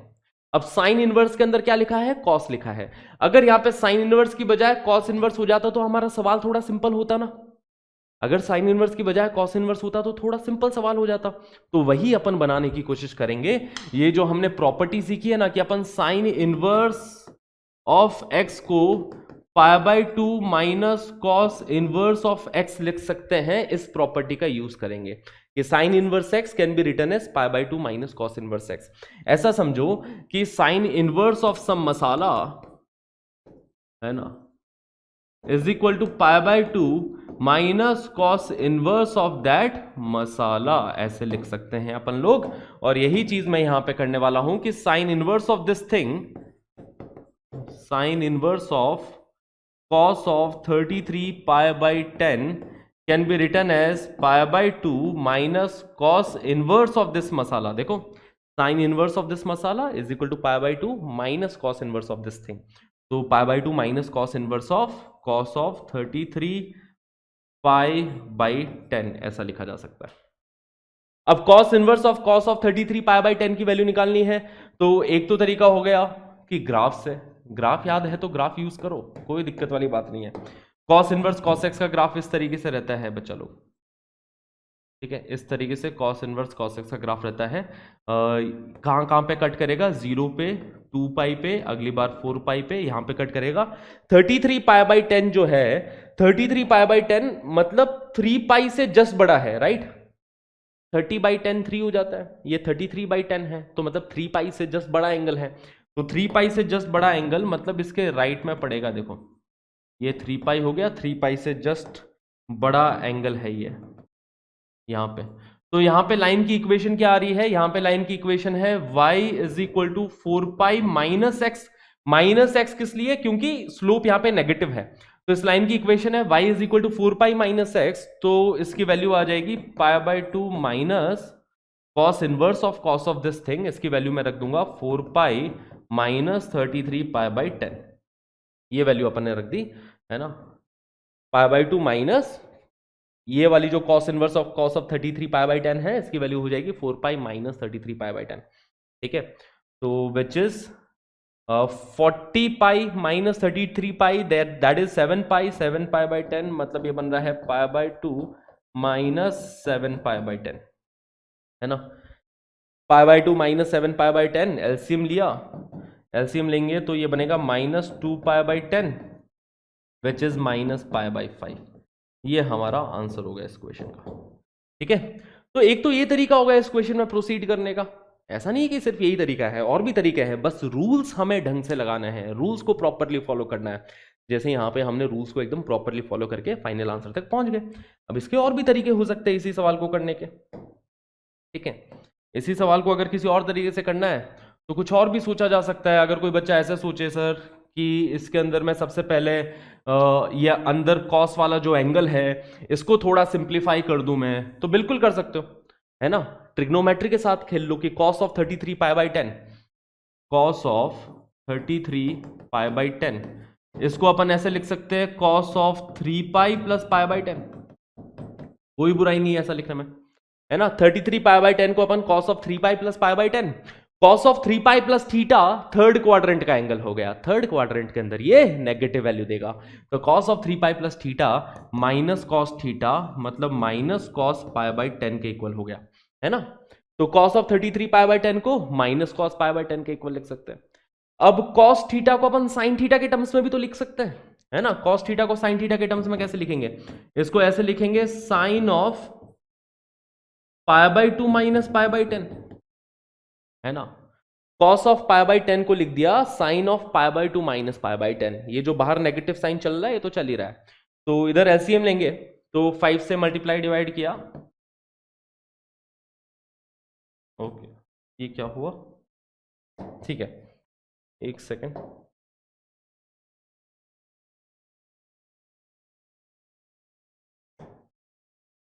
Okay इतनी बात है क्लियर। cos 33 π/10 को 3π प्लस π/10 लिख दिया, cos 3π plus theta minus cos theta, मतलब इसको माइनस cos π/10 लिख दिया। माइनस cos π/10 को अपन साइन के टर्म्स में कन्वर्ट कर सकते हैं, इसको लिख सकते हैं साइन ऑफ π/2 माइनस थीटा, है ना। इसको cos थीटा को साइन ऑफ π/2 माइनस थीटा लिखा, और एलसीएम लेंगे तो 5 से मल्टीप्लाई डिवाइड करेंगे तो 5π माइनस 4π, 5π माइनस 4π हो जाएगा, ये देखो 5π/10 माइनस π/10, है ना, ये बन रहा है देखो। अब π/2 को लिख दिया, π/2 को लिख दिया 5π/10 माइनस π/10 विच इज 4π/10, तो माइनस साइन ऑफ 4π/10, तो ये बन गया माइनस साइन ऑफ 2π/5, ठीक है। तो नेगेटिव ऑफ साइन ऑफ 2π/5 बन रहा है। तो जो यहाँ पे अगर मैं वैल्यू पुट कर दूं तो sine inverse of negative of sine of 2π/5, ठीक है, इसकी वैल्यू यहां पे पुट कर दी। नेगेटिव बाहर चला जाएगा, साइन इनवर्स क्योंकि ऑड फंक्शन है तो sine inverse of sine of 2π/5 बन रही है, sine inverse of sine of 2π/5। अब देखो 2π/5 डायरेक्टली बाहर आएगा, ये π/2 से तो छोटा ही नंबर है ना, π/2 से छोटा ही नंबर है, तो डायरेक्टली बाहर आके ये आंसर आ जाएगा अपना -2π/5, ठीक है। यही आंसर आया था क्या पहले भी, π/10 तो 5 माइनस 2π/10 माइनस π/5 आंसर आ रहा है ना ऐसे, तो ठीक है आंसर भी इसका माइनस π/5 ही है। यहाँ तो सब कुछ सही किया गया है, ठीक है, आंसर भी इसका माइनस π/5 ही है। तो इधर से क्यों नहीं आ रहा माइनस π/5 आंसर, इधर से भी तो आना चाहिए। cos of 33 π/10, cos of 3π plus π/10 हमने लिख दिया, cos 3π plus theta minus cos theta, इसको साइन ऑफ π/2 माइनस थीटा लिख दिया। 5 से मल्टीप्लाई डिवाइड करेंगे तो 10 बन जाएगा, ये 4π/10 बन रहा है, पर 4π/10 की वैल्यू 2π/5 आ रही है। तो cos ऑफ 33 π/10 को माइनस ऑफ, ओ पहला ही चीज गलत कर दी ना यहाँ पे बच्चा लोग, ये just a silly mistake guys, ये 3π प्लस ये होना चाहिए 3π/10। देखो 33 को लिख सकते हैं ना 30 + 3, ठीक है, दैट इज माय बैड, है ना, यहाँ पे ये अपन ने गलती कर दी, ठीक है, हो जाता है कभी कभी, है ना। तो ये देखो 33 π/10 को अपन ने लिख दिया 3π प्लस 3π+3π/10, देख सकते हो ना 33 बनेगा, देखो 10 3 30, 30 + 3 33 π/10, ओके। अब आंसर अपना सही आएगा, है ना।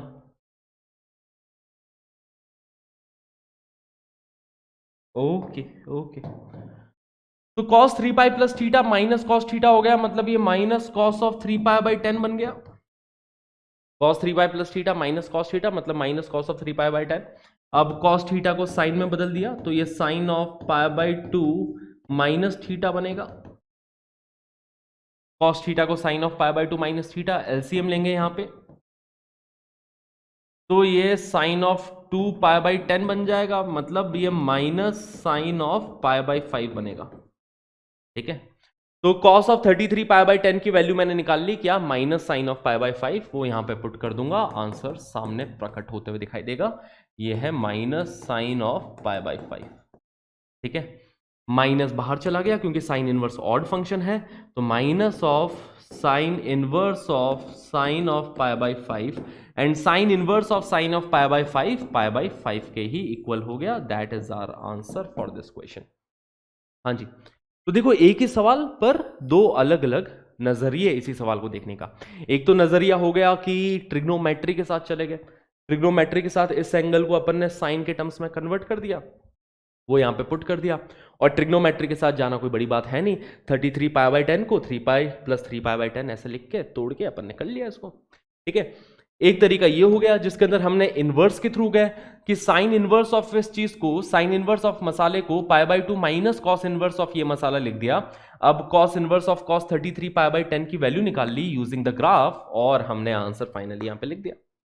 ओके, तो दोनों से जा सकते हैं, है ना। बस कॉन्सेप्ट पकड़ में होने चाहिए, कॉन्सेप्ट अच्छे से आने चाहिए। अब देखो ये कुछ इक्वेशंस है हमारे सामने, इन इक्वेशंस को सॉल्व करनी है। सबसे पहली इक्वेशन है 4 sin inverse x plus cos inverse x is equal to pi. हमें यहां से x की वैल्यू बतानी है। ठीक है, तो फर्स्ट इक्वेशन लेते हैं। तो 4 sin इनवर्स x को मैं ऐसा लिख सकता हूं ना, 3 sin inverse x plus sin inverse x plus ये cos इनवर्स x लिखा हुआ है ही इज इक्वल टू पाई। ऐसे लिखने में कोई बुराई नहीं है। 4 sin इनवर्स x को लिख दिया 3 sin inverse x plus sin inverse x plus cos inverse x लिखा हुआ है ही, इसकी वैल्यू इक्वल टू पाई। अब देखो बच्चा लोग, हमें पता है कि sine inverse x plus cos inverse x pi by 2 होता है। तो sine inverse x plus cos inverse x की वैल्यू अगर पाई बाई 2 सब्सटीट्यूट करता हूं तो ये बन गया 3 sine inverse x is equal to pi minus pi by 2। इस पाई बाई 2 को राइट हैंड साइड में भेज दिया तो pi minus pi by 2 which is equal to pi by 2 only. 3 sine inverse x की वैल्यू पाई बाई 2 आ रही है, तो यहां से साइन इनवर्स x की वैल्यू पाई बाई 6 के इक्वल आ गई। मतलब इधर से x की value sine of pi by 6 के इक्वल आ गई। अगर sine inverse x is equal to pi by 6 तो x is equal to sine pi by 6, मतलब x की वैल्यू यहां पे 1/2 आ रही है, जो चलेगा, एकदम दौड़ेगी ये वैल्यू। देखो x की वैल्यू 1/2 यहां पे रख सकते हैं, कोई दिक्कत वाली बात नहीं है। ठीक है, सेकेंड इक्वेशन सॉल्व करते हैं। यहां पे 5 tan inverse x plus 3 cot inverse x लिखा हुआ है। अब मैं 5 tan इनवर्स x को इस तरीके से ब्रेक करूंगा, है ना। 5 tan इनवर्स x को अपन इस तरीके से ब्रेक करेंगे कि 3 tan inverse x plus 2 tan inverse x, right. तो ये बन गया देखो 2 tan इनवर्स x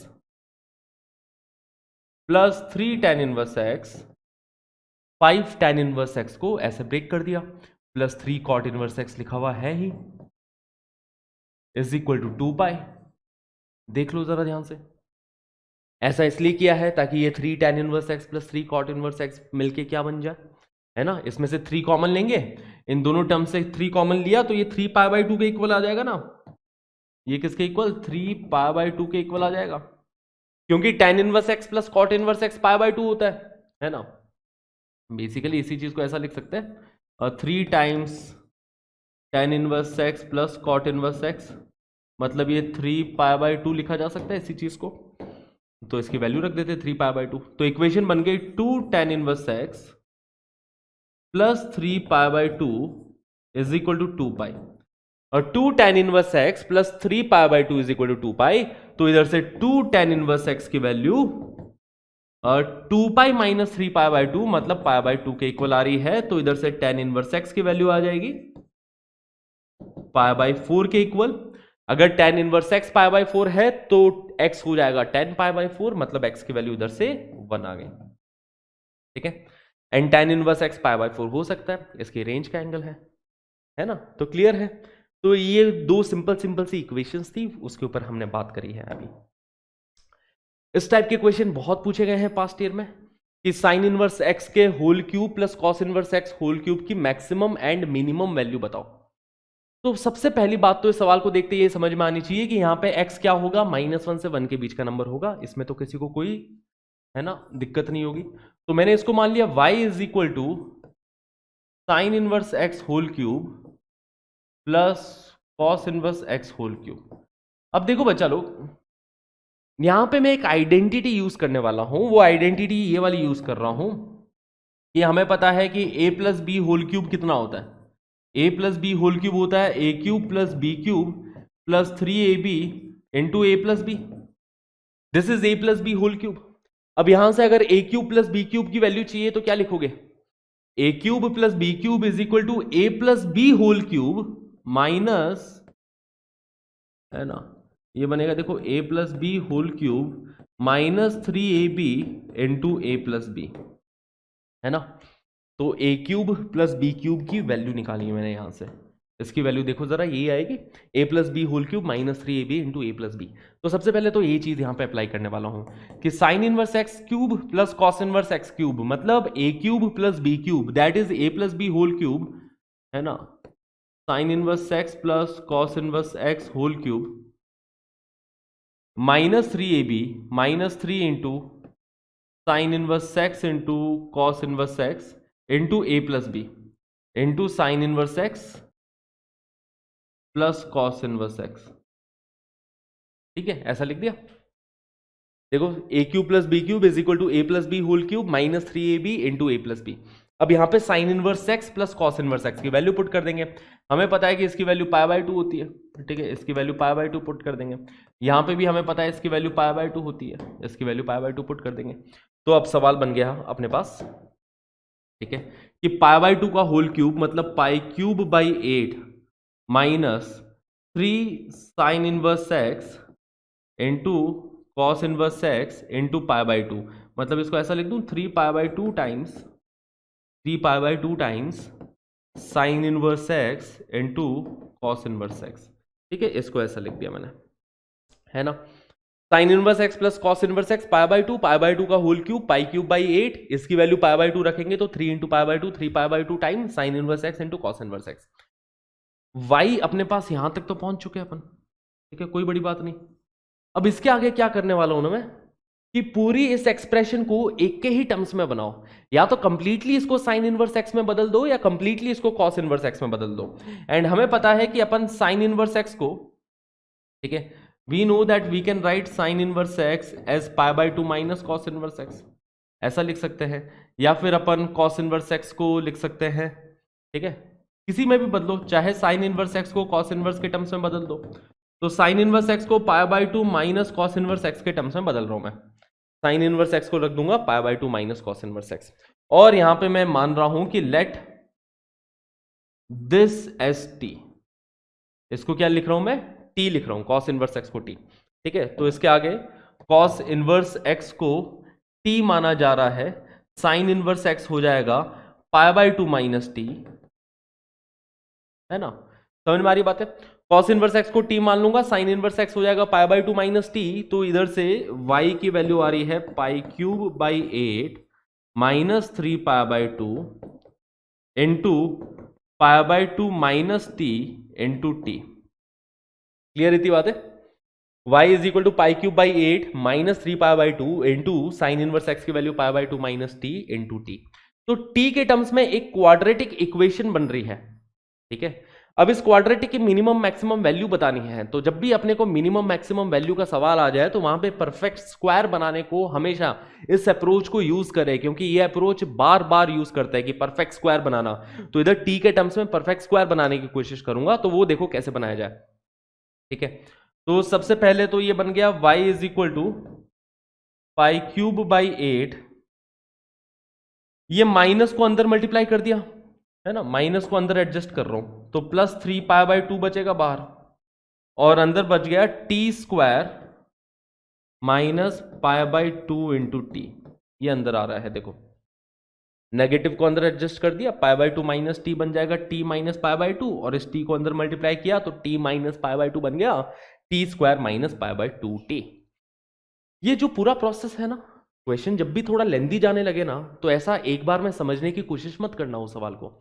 आप ऐसा करना कि यहां पे पॉज किया, यहां तक पहले आप पहुंचो, मेरे साथ साथ आप भी पहुंचो यहां तक कि हाँ ठीक है सर ने यहां तक कर लिया, हम भी एक बार करके देखते हैं, यहां तक कर लो, उसके बाद में फिर आगे की कहानी सुनना। ठीक है, आगे मैं क्या करने जा रहा हूं, क्योंकि जब भी क्वेश्चन लेंदी जाता है तो ये तरीका अपनाना बहुत बेस्ट रहता है। ठीक है, अब आगे पहले तो मैंने डुप्लीकेट किया है स्लाइड को, है ना, और अब इसके आगे प्रोसीड कर रहे हैं हम लोग। देखिए बच्चा लोग, तो y आ रहा है यहाँ पे, है ना, y की वैल्यू ये आ गई। ठीक है, इतनी बातें क्लियर सबको, y की ऐसी वैल्यू आ रही है। अब इधर परफेक्ट स्क्वायर बनाने के लिए T square minus pi bye 2t, ठीक है, इधर हमें परफेक्ट स्क्वायर बनाना है तो कुछ ऐड सब्ट्रैक्ट करना पड़ेगा। ऐड सब्ट्रैक्ट क्या किया जाए कि ये माइनस पाई बाय 2t को ऐसा लिखो 2 into pi bye 4 into T, है ना, ये हो गया a स्क्वायर, ये माइनस 2ab वाली टर्म है, b स्क्वायर हमें ऐड एंड सब्ट्रैक्ट करना होगा। ठीक है, तो देखो यहाँ पे ध्यान से, बहुत सिंपल है, इजीली अंडरस्टैंडिंग बन जाएगी इस चीज की, देखना बस ध्यान से देखना और कुछ नहीं चाहिए। ठीक है, 3π/2 टाइम्स ये टी स्क्वायर माइनस ये π/2t को मैं लिख रहा हूं 2 × π/4 × t। ठीक है, इसको ऐसा लिख दिया। अब इसके अंदर हमें ऐड सब्ट्रैक्ट करना पड़ेगा। ऐड सब्ट्रैक्ट क्या करना पड़ेगा? π/4 का स्क्वायर, तो π/4 का स्क्वायर ऐड कर दिया। ठीक है, देखो π/4 का स्क्वायर ऐड कर दिया ताकि ये कंप्लीट स्क्वायर बन गया। देखो a square plus b square minus 2ab, इस चीज को इस तरीके से हमने देख लिया। अब जब आपने ऐड किया है तो सब्ट्रैक्ट भी करना पड़ेगा, तो मैं सब्ट्रैक्ट तो कर रहा हूं बट ब्रैकेट के बाहर सब्ट्रैक्ट कर रहा हूं। तो ब्रैकेट के बाहर सब्ट्रैक्ट क्या करूंगा? वो करूंगा π/4 स्क्वायर इंटू 3π/2, ये मैं सब्ट्रैक्ट करूंगा। देखो जरा ध्यान से इधर तक का मामला देखना, खुद से लिखना, खुद से ऑब्जर्व करना, फील आ जाएगी, मजा आ जाएगा, आपको भी लगेगा कि वाह मैं भी ऐसी भारी भारी कैलकुलेशन कर सकता हूं। कर सकते हो आप। देखो π³/8 as it is plus 3π/2 times ये टी स्क्वायर माइनस π/2t को ऐसे लिख दिया, t square minus 2 times π/4 × t plus π/4 का स्क्वायर ऐड किया और π/4 का स्क्वायर सब्ट्रैक्ट किया है, ब्रैकेट के बाहर ले जा रहा हूं मैं इसको, और ब्रैकेट के बाहर ले जाएंगे तो देखो 3π/2 से भी मल्टीप्लाई करना पड़ेगा, क्योंकि ओवरऑल देखो लॉजिकली आप समझो ना यार कि हमने ऐड क्या किया है, हमने ऐड इन दोनों का प्रोडक्ट किया है। ओवरऑल एक्सप्रेशन में इन दोनों का प्रोडक्ट ऐड किया गया है, तो इन्हीं दोनों का प्रोडक्ट भी तो सब्ट्रैक्ट करोगे ताकि चीजें बैलेंस रहे। ठीक है, मैं चाहता तो ये π/4 स्क्वायर अंदर ही सब्ट्रैक्ट कर सकता था, बट फिर इससे मल्टीप्लाई करके बाहर निकालता, एक और स्टेप एडिशनल हो जाता। तो वही एडिशनल स्टेप को बचाने के लिए, जब ऐसे लंबे क्वेश्चंस आ जाते हैं ना, तो वहां पे जगह जगह पे स्टेप्स बचाना पड़ता है अपने को। ठीक है, नहीं तो 2-2 पेज भर जाते हैं फिर। ओके, क्लियर इतनी बात है? तो y की वैल्यू देखो क्या आ रही है, π³/8 प्लस 3π/2 टाइम्स ये t माइनस π/4 का होल स्क्वायर बन गया, t माइनस π/4 का होल स्क्वायर। और इसके बारे में देखोगे तो ये बन रहा है, देखो 3π³ अपॉन डिनोमिनेटर में 16, 16 2 ज़ा 32, ऐसा बन रहा है। देखो π³/8 plus 3π/2 into t minus π/4 whole square, ये जो एंटायर एक्सप्रेशन है ये बन गया t माइनस π/4 होल स्क्वायर। और ये जो चीज है ये लिखा है, देखो पाई स्क्वायर इंटू पाई बन जाएगा 3π³ अपॉन 32। ओके, अब π³/8 एंड 3π³ अपॉन 32 इन दोनों को सब्ट्रैक्ट कर सकते हैं अपन लोग। इन दोनों को सब्ट्रैक्ट करने के लिए यहां पे 4 से मल्टीप्लाई डिवाइड करोगे ताकि डिनोमिनेटर इसका भी 32 बन जाए। तो डिनोमिनेटर देखो 32 बना दिया, ऊपर क्या बन रहा है 4π³।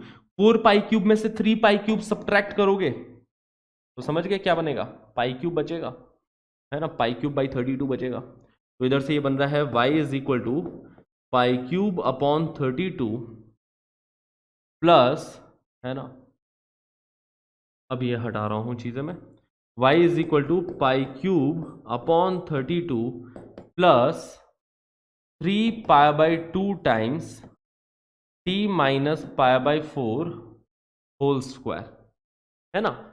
ये अपन यहां तक पहुंच चुके हैं, एक परफेक्ट स्क्वायर भी क्रिएट कर दिया। अब t कौन है, हमने t किसको माना था, t cos इनवर्स x को माना था, और cos इनवर्स x कहां से कहां तक एंगल देगा, है ना। t यहां पे 0 से पाई के बीच का नंबर है, t हमने cos इनवर्स x को माना था और ये 0 से पाई के बीच का नंबर है। तो इसकी मिनिमम वैल्यू कब आएगी, अब ऑब्जर्वेशन गाइस, मिनिमम वैल्यू तब आएगी जब t खुद π/4 बन जाए। जब t π/4 बन जाएगा तो π/4 माइनस π/4 ये 0 बन जाएगा, है ना, क्योंकि परफेक्ट स्क्वायर है, परफेक्ट स्क्वायर को मिनिमाइज करना है और वो भी एडिशन में परफेक्ट स्क्वायर है, तो मिनिमाइज करने के लिए इसको अपन 0 बनाएंगे। ठीक है, ऐसा समझो ना, π³/32 में कुछ ऐड हो रहा है, कुछ वेरिएबल ऐड हो रहा है और उसको मिनिमम क्या बना सकते हैं, 0 बना सकते हैं इस वेरिएबल को, वो बनेगा t इज इक्वल टू π/4 पे, जो अचीव कर सकता है वैल्यू। तो y मिनिमम आ गया π³/32 प्लस 0 मतलब π³/32। और y मैक्सिमम के बारे में बात करें तो मैक्सिमम कब होगा, t की वैल्यू 0 से पाई के बीच में रख सकता हूं, तो 0 से पाई में जब t की वैल्यू पाई रख दूंगा मैं तब मैक्सिमम बनेगा ना यहाँ पे, है ना, पाई माइनस π/4 का स्क्वायर, सबसे बड़ा वैल्यू यही बनेगी, ज्यादा से ज्यादा यहाँ पे t की वैल्यू पाई रख सकते हो। तो y मैक्सिमम आ जाएगा π³/32 pi cube by 32 plus 3 pi by 2 times, t की जगह पाई रखूंगा तो पाई माइनस पाई बाई 4 बन जाएगा ना, पाई माइनस पाई बाई 4 का स्क्वायर, ठीक है, जो कि देखो क्या बन रहा है, तो पाई cube by 32 plus 3 pi by 2 into ये 3 पाई बाई 4 का स्क्वायर, ठीक है, 3 पाई बाई 4 का स्क्वायर मतलब न्यूमरेटर में 27 बन जाएगा, 27 पाई क्यूब अपॉन डिनोमिनेटर में 16 टू जा 32 ही बन रहा है, तो ये बन रहा है देखो पाई cube by 32 plus 27 pi cube by 32, मतलब ये 28 पाई cube by 32,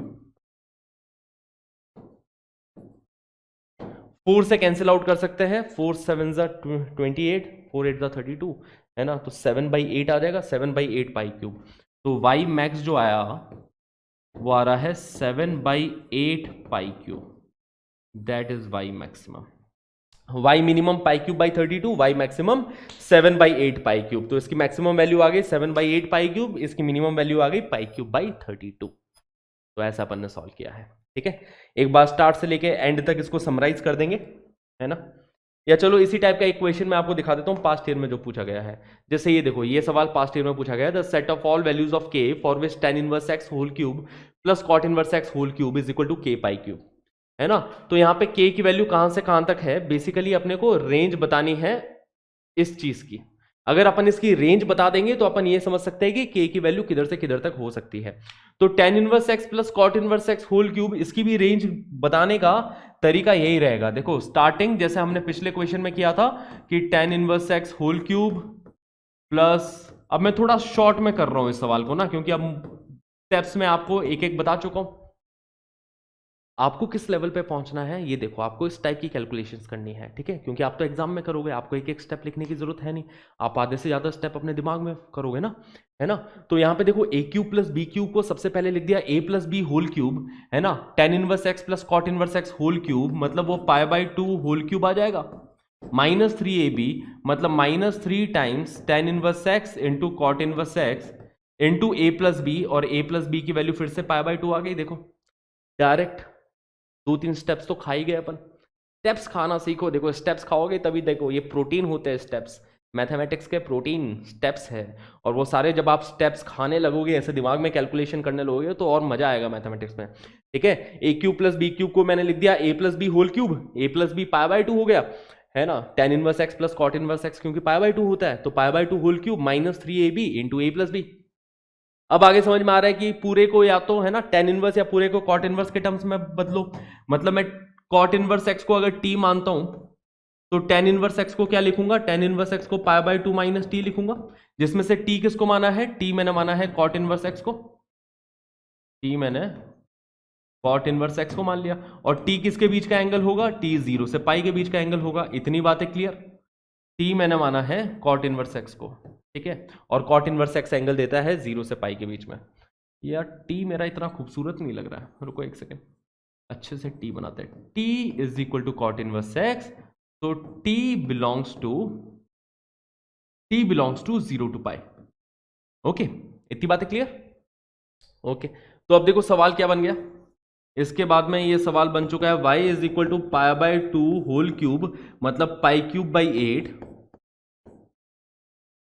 3 into pi by 2, 3 pi by 2 बनेगा, है ना, उसको मैं नेगेटिव एडजस्ट करके pi cube by 8 plus 3 pi by 2 times, और ये अंदर बन गया t square minus pi by 2t, अब देखो यहां से यहां तक की भी कैलकुलेशन अपने दिमाग में करो, पाई बाई 2 माइनस टी, टी से मल्टीप्लाई हो रहा है, बाहर जो नेगेटिव था वो अंदर ब्रैकेट के अंदर मैंने एडजस्ट कर दिया, अब इसके आगे परफेक्ट स्क्वायर बनाने का है अपने को, तो इसके आगे परफेक्ट स्क्वायर बनाएंगे इसी तरीके से कि पाई cube by 8 plus 3 pi by 2, तो इसको लिखूंगा T square minus pi by 2 को लिख दिया 2 into pi by 4 into T, ठीक है, अब समझ में आया क्या ऐड करना है, अपने को ऐड करना पड़ेगा पाई बाई 4 का स्क्वायर, है ना, मतलब पाई स्क्वायर बाई 16 हम लोग ऐड करेंगे, ताकि ये t माइनस पाई बाई 4 का होल स्क्वायर बन गया, तो पाई स्क्वायर बाई 16 ऐड किया है, तो आपने ओवरऑल 3 पाई बाई 2 टाइम्स ये ऐड कर दिया है, तो इसी टर्म को एडजस्ट करने के लिए जो टर्म आएगी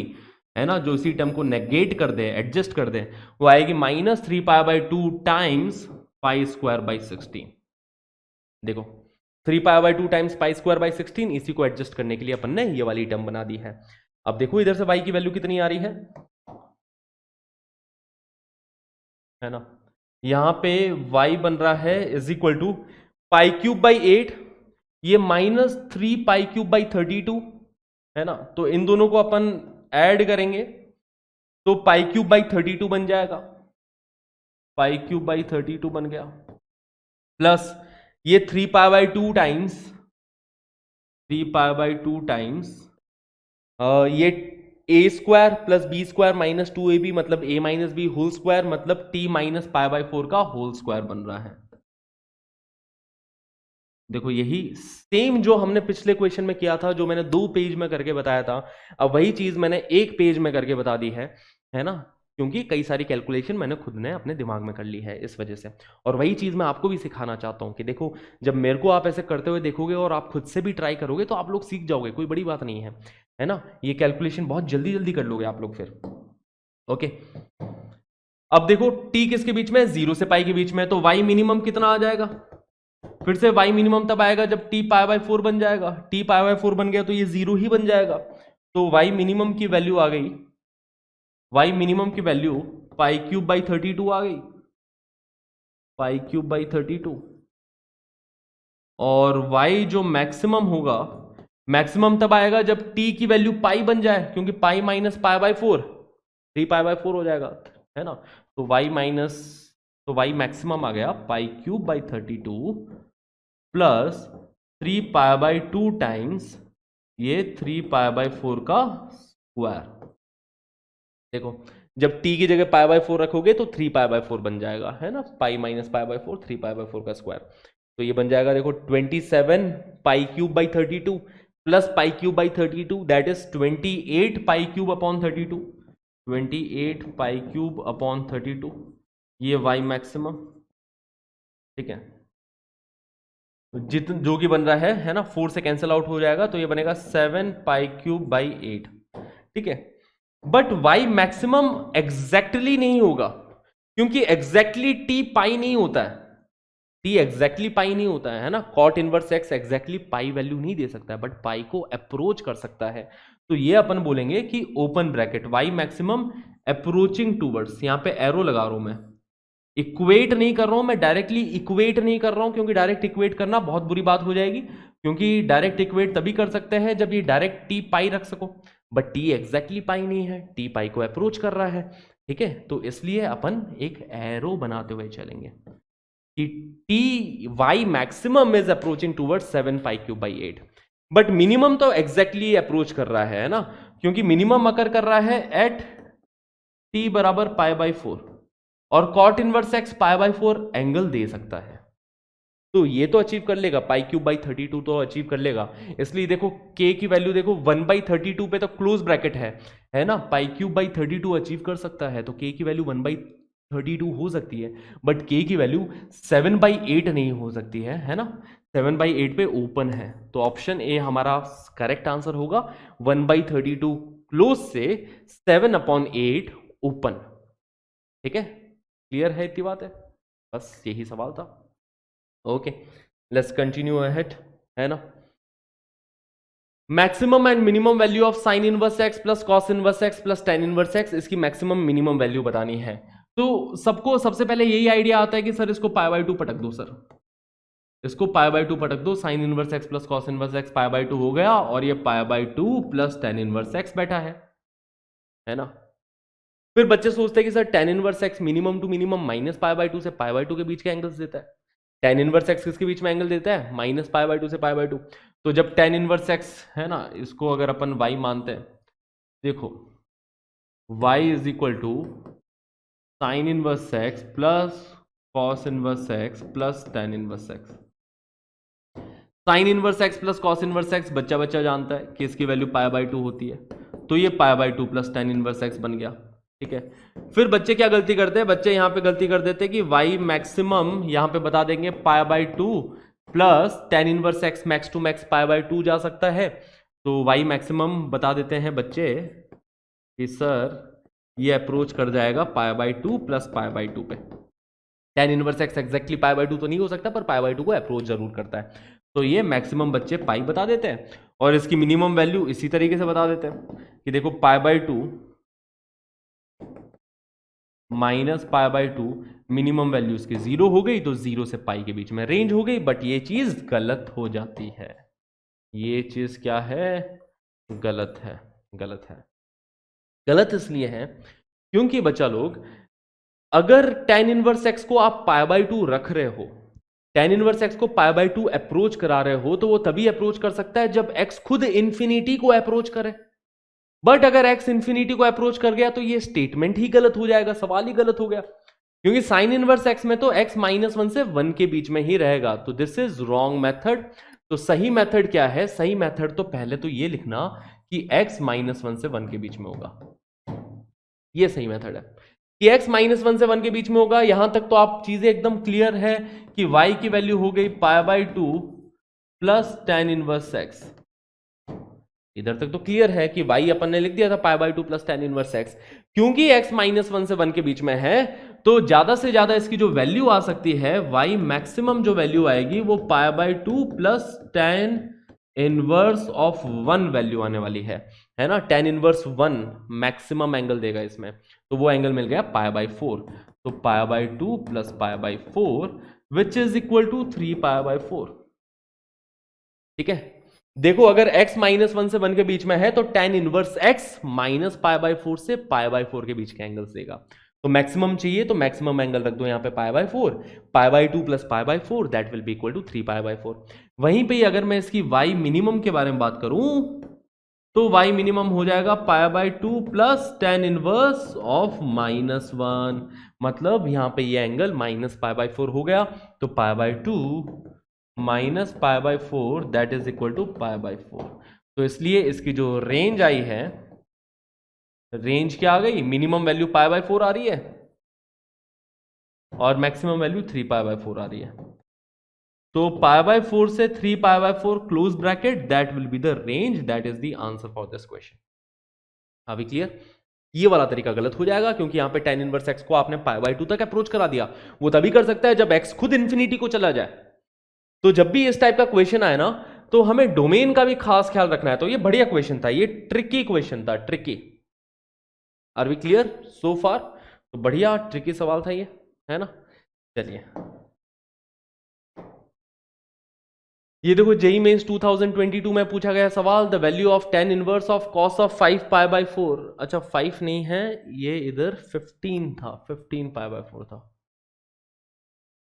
ठीक है, ये एंगल मैं चेंज कर रहा हूं, ये एंगल है 15π/4। ठीक है, तो tan inverse of cos of 15π/4 -1 upon sine of π/4, इसकी हमें वैल्यू बतानी है। तो सबसे पहले cos 15π/4 की वैल्यू पता होनी चाहिए आप सबको। cos of 15π/4 is cos of, है ना, कितना हो जाता है? 4π माइनस π/4 लिख दूं। ठीक है, इसको ऐसा लिख सकते हैं 4π माइनस π/4। समझो जरा कैसे कि 4 4 जा होता है 16, है ना। 4 इंटू 4 16, 16 माइनस 1 15π/4, ऐसा बनेगा, है ना। 4π से π/4 कम है। देखो 16/4 होता तो 4π हो जाता, तो ये 4π से π/4 कम है। And cos of 4π minus theta fourth quadrant का एंगल है, ध्यान रखना। ये कौन से क्वाड्रेंट का एंगल है? फोर्थ क्वाड्रेंट का एंगल है। तो पॉजिटिव वैल्यू देगा, ये वैल्यू दे देगा +1/√2, है ना, because fourth quadrant angle. Clear? Sine of π/4 की वैल्यू भी 1/√2 होती है, ये हमें पता है। तो क्या बन रहा है? tan इनवर्स के अंदर 1/√2 -1 अपॉन 1/√2। ठीक है, which is equal to tan inverse of 1 minus √2। tan inverse of 1 minus √2 बन रहा है ना। क्या एंगल होगा? तो आपको अब ये चीज पता होनी चाहिए, यू मस्ट नो दैट कि tan इनवर्स ऑफ √2 -1 π/8 एंगल होता है। tan inverse of √2 -1 is π/8 angle. ठीक है, हमेशा ध्यान रखें। और tan इनवर्स ऑफ √2 + 1, या फिर ऐसा समझो कि tan π/8 की वैल्यू 10 पाई बाई 8 की वैल्यू √2 - 1 होती है, और इसका जो कॉम्प्लीमेंट्री एंगल होता है ना, पाई बाई 8 का कॉम्प्लीमेंट्री का एंगल क्या हो जाएगा, 3 pi by 8, right.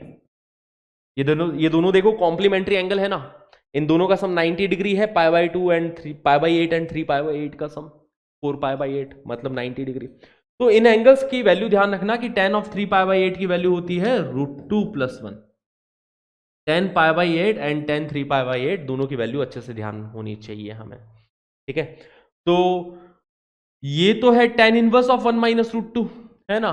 tan inverse of √2 - 1 की वैल्यू हमें ऑलरेडी पता है, इसमें से नेगेटिव कॉमन ले लो फिर, तो नेगेटिव कॉमन लेंगे तो minus of tan inverse of √2 - 1 बन सकता है, क्योंकि tan इनवर्स ऑड फंक्शन है ना, tan इनवर्स ऑड फंक्शन है, तो नेगेटिव कॉमन लेने में कोई भी बुराई यहां पे नहीं है। ओके, तो negative of tan inverse of √2 - 1 and tan inverse of √2 - 1 की वैल्यू पाई बाई 2 है, तो पाई बाई 8 है, तो negative of pi by 8, that is our answer for this question, ठीक है। तो ये एंगल्स के बारे में खास ख्याल रखा जाए, 10 पाई बाई 8। अब कई बच्चे बोल रहे थे सर ट्रिग्नोमेट्री नहीं यार, ट्रिग्नोमेट्री का सर रिवीजन करवा दो, तो चलिए लगे हाथ अपन ट्रिग्नोमेट्री की 2-4 बातें याद कर लेते हैं। अब पाई बाई 8 एंगल के बारे में बात चली ही है, तो ट्रिग्नोमेट्री की एक बेसिक आइडेंटिटी होती है, वो आइडेंटिटी ये है कि tan theta is equal to sine 2 theta upon 1 + cos 2 theta, ठीक है। अच्छे से ध्यान रखें ये आइडेंटिटी, इधर से ही ये एंगल्स आए हैं। tan थीटा किसके equal, sine 2 theta upon 1 + cos 2 theta. ऐसा क्यों, क्योंकि साइन 2 थीटा होता है 2 sin theta upon cos theta, 1 + cos 2 theta होता है 2 cos स्क्वायर थीटा के equal, 1 + cos 2 theta 2 cos square theta के इक्वल होता है ना। तो 2 से 2 कैंसिल आउट होके साइन अपॉन कॉस बन रहा है, मतलब ये tan थीटा बन जाएगा। समझ में आ रही बातें, तो ये आइडेंटिटी अच्छे से दिमाग में रखेंगे। इसी आइडेंटिटी से ये डेरिवेशन भी हुआ था कि tan of pi by 8 is equal to sine of double of pi by 8, मतलब sine of pi by 4 upon 1 + cos of pi by 4। tan pi by 8 is equal to sine of pi by 4 upon 1 + cos of pi by 4। Sine of pi by 4 हो जाता है कितना, 1/√2 upon 1 + 1/√2 which is 1 upon √2 + 1।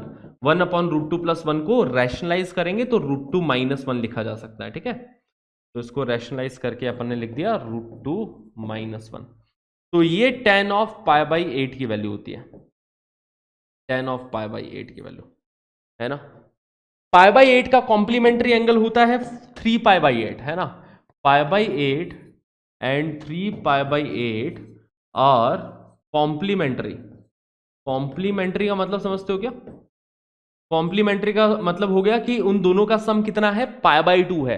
देखो पाई by 8 में जब 3 pi by 8 add करोगे तो 4 पाई by 8 बनता है, 4 पाई बाई 8 कितना हो जाता है, पाई बाई 2 हो जाता है। तो कॉम्प्लीमेंट्री एंगल है। ये मैंने क्यों बताया है, क्योंकि आपको ये समझ में आया कि जो 10 पाई बाई 8 की वैल्यू है वो कॉट ऑफ इसके कॉम्प्लीमेंट्री एंगल की वैल्यू है, ठीक है। जो tan ऑफ पाई बाई 8 की वैल्यू है वो कॉट ऑफ इसका कॉम्प्लीमेंट्री एंगल, मतलब कॉट ऑफ 3 पाई बाई 8 की वैल्यू है। tan of pi by 8 cot of 3 pi by 8 same value देता है, क्योंकि tan theta cot 90 degree minus theta give the same value, that is y. Okay, इतनी बातें clear. वैसे ही tan ऑफ 3 पाई बाई 8 की वैल्यू होती है, tan ऑफ 3 पाई बाई 8 की वैल्यू होती है √2 + 1, ठीक है। tan of 3 pi by 8 is equal to √2 + 1, है ना। और वही cot पाई बाई 8 की वैल्यू है, ठीक है। And tan of pi by 8 is equal to √2 - 1, वही cot में 3 पाई बाई 8 की वैल्यू है। तो बस ऐसे छोटे छोटे ट्रिग्नोमेट्री के साथ खेलते रहो, है ना। कुछ ट्रिग्नोमेट्री की बातें, ये क्या है, ट्रिग्नो की बातें की पुरानी बातें। ओके, इनवर्स ट्रिग्नोमेट्री करते करते ट्रिग्नो भी आपका अच्छा हो जाएगा, एटलीस्ट बेसिक फॉर्मूलेस तो आपको याद हो जाएंगे ये करते करते। ओके, ये वाला सवाल है, देखो बहुत ही आसान सवाल है, जेईई मेंस 2022 का क्वेश्चन है। Sine inverse of sine of 2 pi by 3, cos inverse of cos of 7 pi by 6, ten inverse of 10 of 3 pi by 4। आप लोग इजीली कर सकते हो। इस क्वेश्चन को मैं आपको एज ए होमवर्क दे रहा हूं, और देखते हैं आप में से कितने बच्चे इसका सही जवाब चैट सेक्शन में लिखेंगे, क्योंकि यार तभी तो पता चलेगा। कमेंट सेक्शन में बताओ इसका आंसर निकाला कि नहीं निकाला? ठीक है, क्लियर है ना, ताकि पता चले यार कि अपनी मेहनत सक्सेसफुल हो रही है। आपके लिए अच्छे अच्छे सवाल ला रहा हूँ मैं, अच्छे अच्छे कॉन्सेप्ट ला रहा हूँ, पूरा डिटेल में कॉन्सेप्ट लाया जा रहा है। तो इस मेहनत का फायदा पहुंच पा रहा है बच्चों तक, ये पता लगना बहुत जरूरी है मेरे खुद के मोटिवेशन के लिए भी, है ना। समझ रहे हो बातों को, कि मुझे पता चलेगा कि अरे बच्चे बहुत मेहनत से कर रहे हैं, अच्छे से कर रहे हैं, इन चीजों को एब्जॉर्ब कर रहे हैं अपन, और फिर मेहनत करेंगे और अच्छे क्वेश्चंस लाएंगे और चीजें अपन आपके लिए लेके आते हुए रहेंगे। ठीक है, तो बस ये चीजें हैं। अब अगला टॉपिक सुनना, converting ITF in terms of other ITF. Inverse trigonometric function को दूसरे इनवर्स ट्रिग्नोमेट्रिक फंक्शन के टर्म्स में तब्दील करने की, है ना, कैसे अपन कन्वर्ट किया जाए। तो पहला चीज तो व्हेन इनपुट इज पॉजिटिव, अगर इनपुट पॉजिटिव है तो कोई बात बड़ी बात नहीं है ना, simple triangle method simple triangle method use करेंगे, कोई बड़ी बात नहीं है। जैसे कि अगर मैं पूछूं कि एग्जांपल कि cos इनवर्स ऑफ 3/5, ठीक है, इसको कन्वर्ट करो tan इनवर्स के टर्म्स में, है ना, convert cos inverse of 3/5, convert कोई भी मैंने इनवर्स ट्रिग्नोमेट्रिक फंक्शन दे दिया, जैसे cos इनवर्स 3/5 दे दिया, convert cos inverse 3/5 in terms of sine inverse, cos inverse में तो ऑलरेडी है ही, tan इनवर्स, ठीक है, कॉट इनवर्स, तो इन सब के टर्म्स में कन्वर्ट करो। cos इनवर्स 3/5 को इन सब के टर्म्स में कन्वर्ट करने का है अपन। तो क्या करेंगे, सिंपल सा ट्राइंगल बना लेंगे। ट्राइंगल के अंदर मैंने मान लिया कि cos इनवर्स 3/5 एंगल थीटा है ना, let cos inverse of 3/5 is equal to some angle theta. इस ट्राइंगल में एंगल थीटा मैंने मार्क कर दिया, राइट एंगल ट्राइंगल ले लिया जिसमें एंगल थीटा मार्क कर दिया। तो 3/5 की वैल्यू क्या हो जाएगी, 3/5 की वैल्यू क्या cos थीटा होगी। हाँ जी सर, अगर cos थीटा 3/5 है तो इस ट्राइंगल के अंदर बेस 3 होगा, हाइपोटेनियस 5 होगा, because cos theta is the ratio of base and hypotenuse. तो इसका बेस 3 मार्क कर दिया, हाइपोटेनियस 5 मार्क कर दिया। तो आपको समझ में आ रहा है कि ये हो जाएगा under root of 5 square minus 3 square, मतलब ये 25 माइनस 9, मतलब ये 4 के इक्वल हो जाएगा। समझ में आ गई बातें, ये जो परपेंडिकुलर है ये 4 के इक्वल आ गया। अब मैं इसी एंगल थीटा को साइन इनवर्स के टर्म्स में क्या लिखूंगा, या फिर ऐसा सोचो कि साइन थीटा की वैल्यू क्या है, साइन थीटा की वैल्यू 4/5, इसी एंगल थीटा को साइन इनवर्स के टर्म्स में, ठीक है। तो cos इनवर्स ऑफ 3/5 को अब अपन किसी के टर्म्स में भी लिखना चाहे लिख सकते हैं। cos इनवर्स ऑफ 3/5 को साइन इनवर्स के टर्म्स में इस ट्राइंगल को देख के लिखना है परपेंडिकुलर अपॉन हाइपोटेनियस, मतलब 4/5। इसी को ही tan इनवर्स के टर्म्स में लिखना है perpendicular upon base which is 4/3। इसी चीज को cot इनवर्स के टर्म्स में लिखना है base upon perpendicular which is 3/4। इसी चीज को sec इनवर्स के टर्म्स में लिखना है hypotenuse upon base which is 5/3। समझ गए बातों को, तो एक एंगल ही है ये, जितने भी इनवर्स ट्रिग्नोमेट्रिक फंक्शंस है वो एक एंगल को रिप्रेजेंट कर रहे हैं, और उस एंगल को मैं साइन cos इनवर्स के टर्म्स में भी लिख सकता हूं, साइन इनवर्स के टर्म्स में भी, tan इनवर्स के टर्म्स में भी। अगर एक टर्म में दे रखा है, जैसे cos इनवर्स 3/5 के टर्म्स में दे रखा था, मेरे को बाकी के टर्म्स में कन्वर्ट करना था, तो सिंपल ट्राइंगल मेथड लगाया, ट्राइंगल मेथड लगा के अपन सारी चीजें निकाल सकते हैं, इसको साइन इनवर्स के टर्म्स में कैसे लिखेंगे और बाकी के टर्म्स में। तो ये तो तब बात रही कि व्हेन इनपुट इज पॉजिटिव, है ना, जब यहां पे 3/5 नंबर था, इसी की जगह पे अगर -3/5 हो जाता तो क्या करते, तो उसके बारे में अपन थोड़ी देर में बात करेंगे, ठीक है। बट पहले तो एक क्वेश्चन कर लेते हैं कि अगर x 0 से 1 के बीच का नंबर है and theta is equal to cos inverse x, then represent theta in terms of other ITF, ठीक है। Theta is equal to cos inverse x है ना, तो cos थीटा किसके इक्वल हो गया, cos थीटा x के इक्वल हो गया, ठीक है।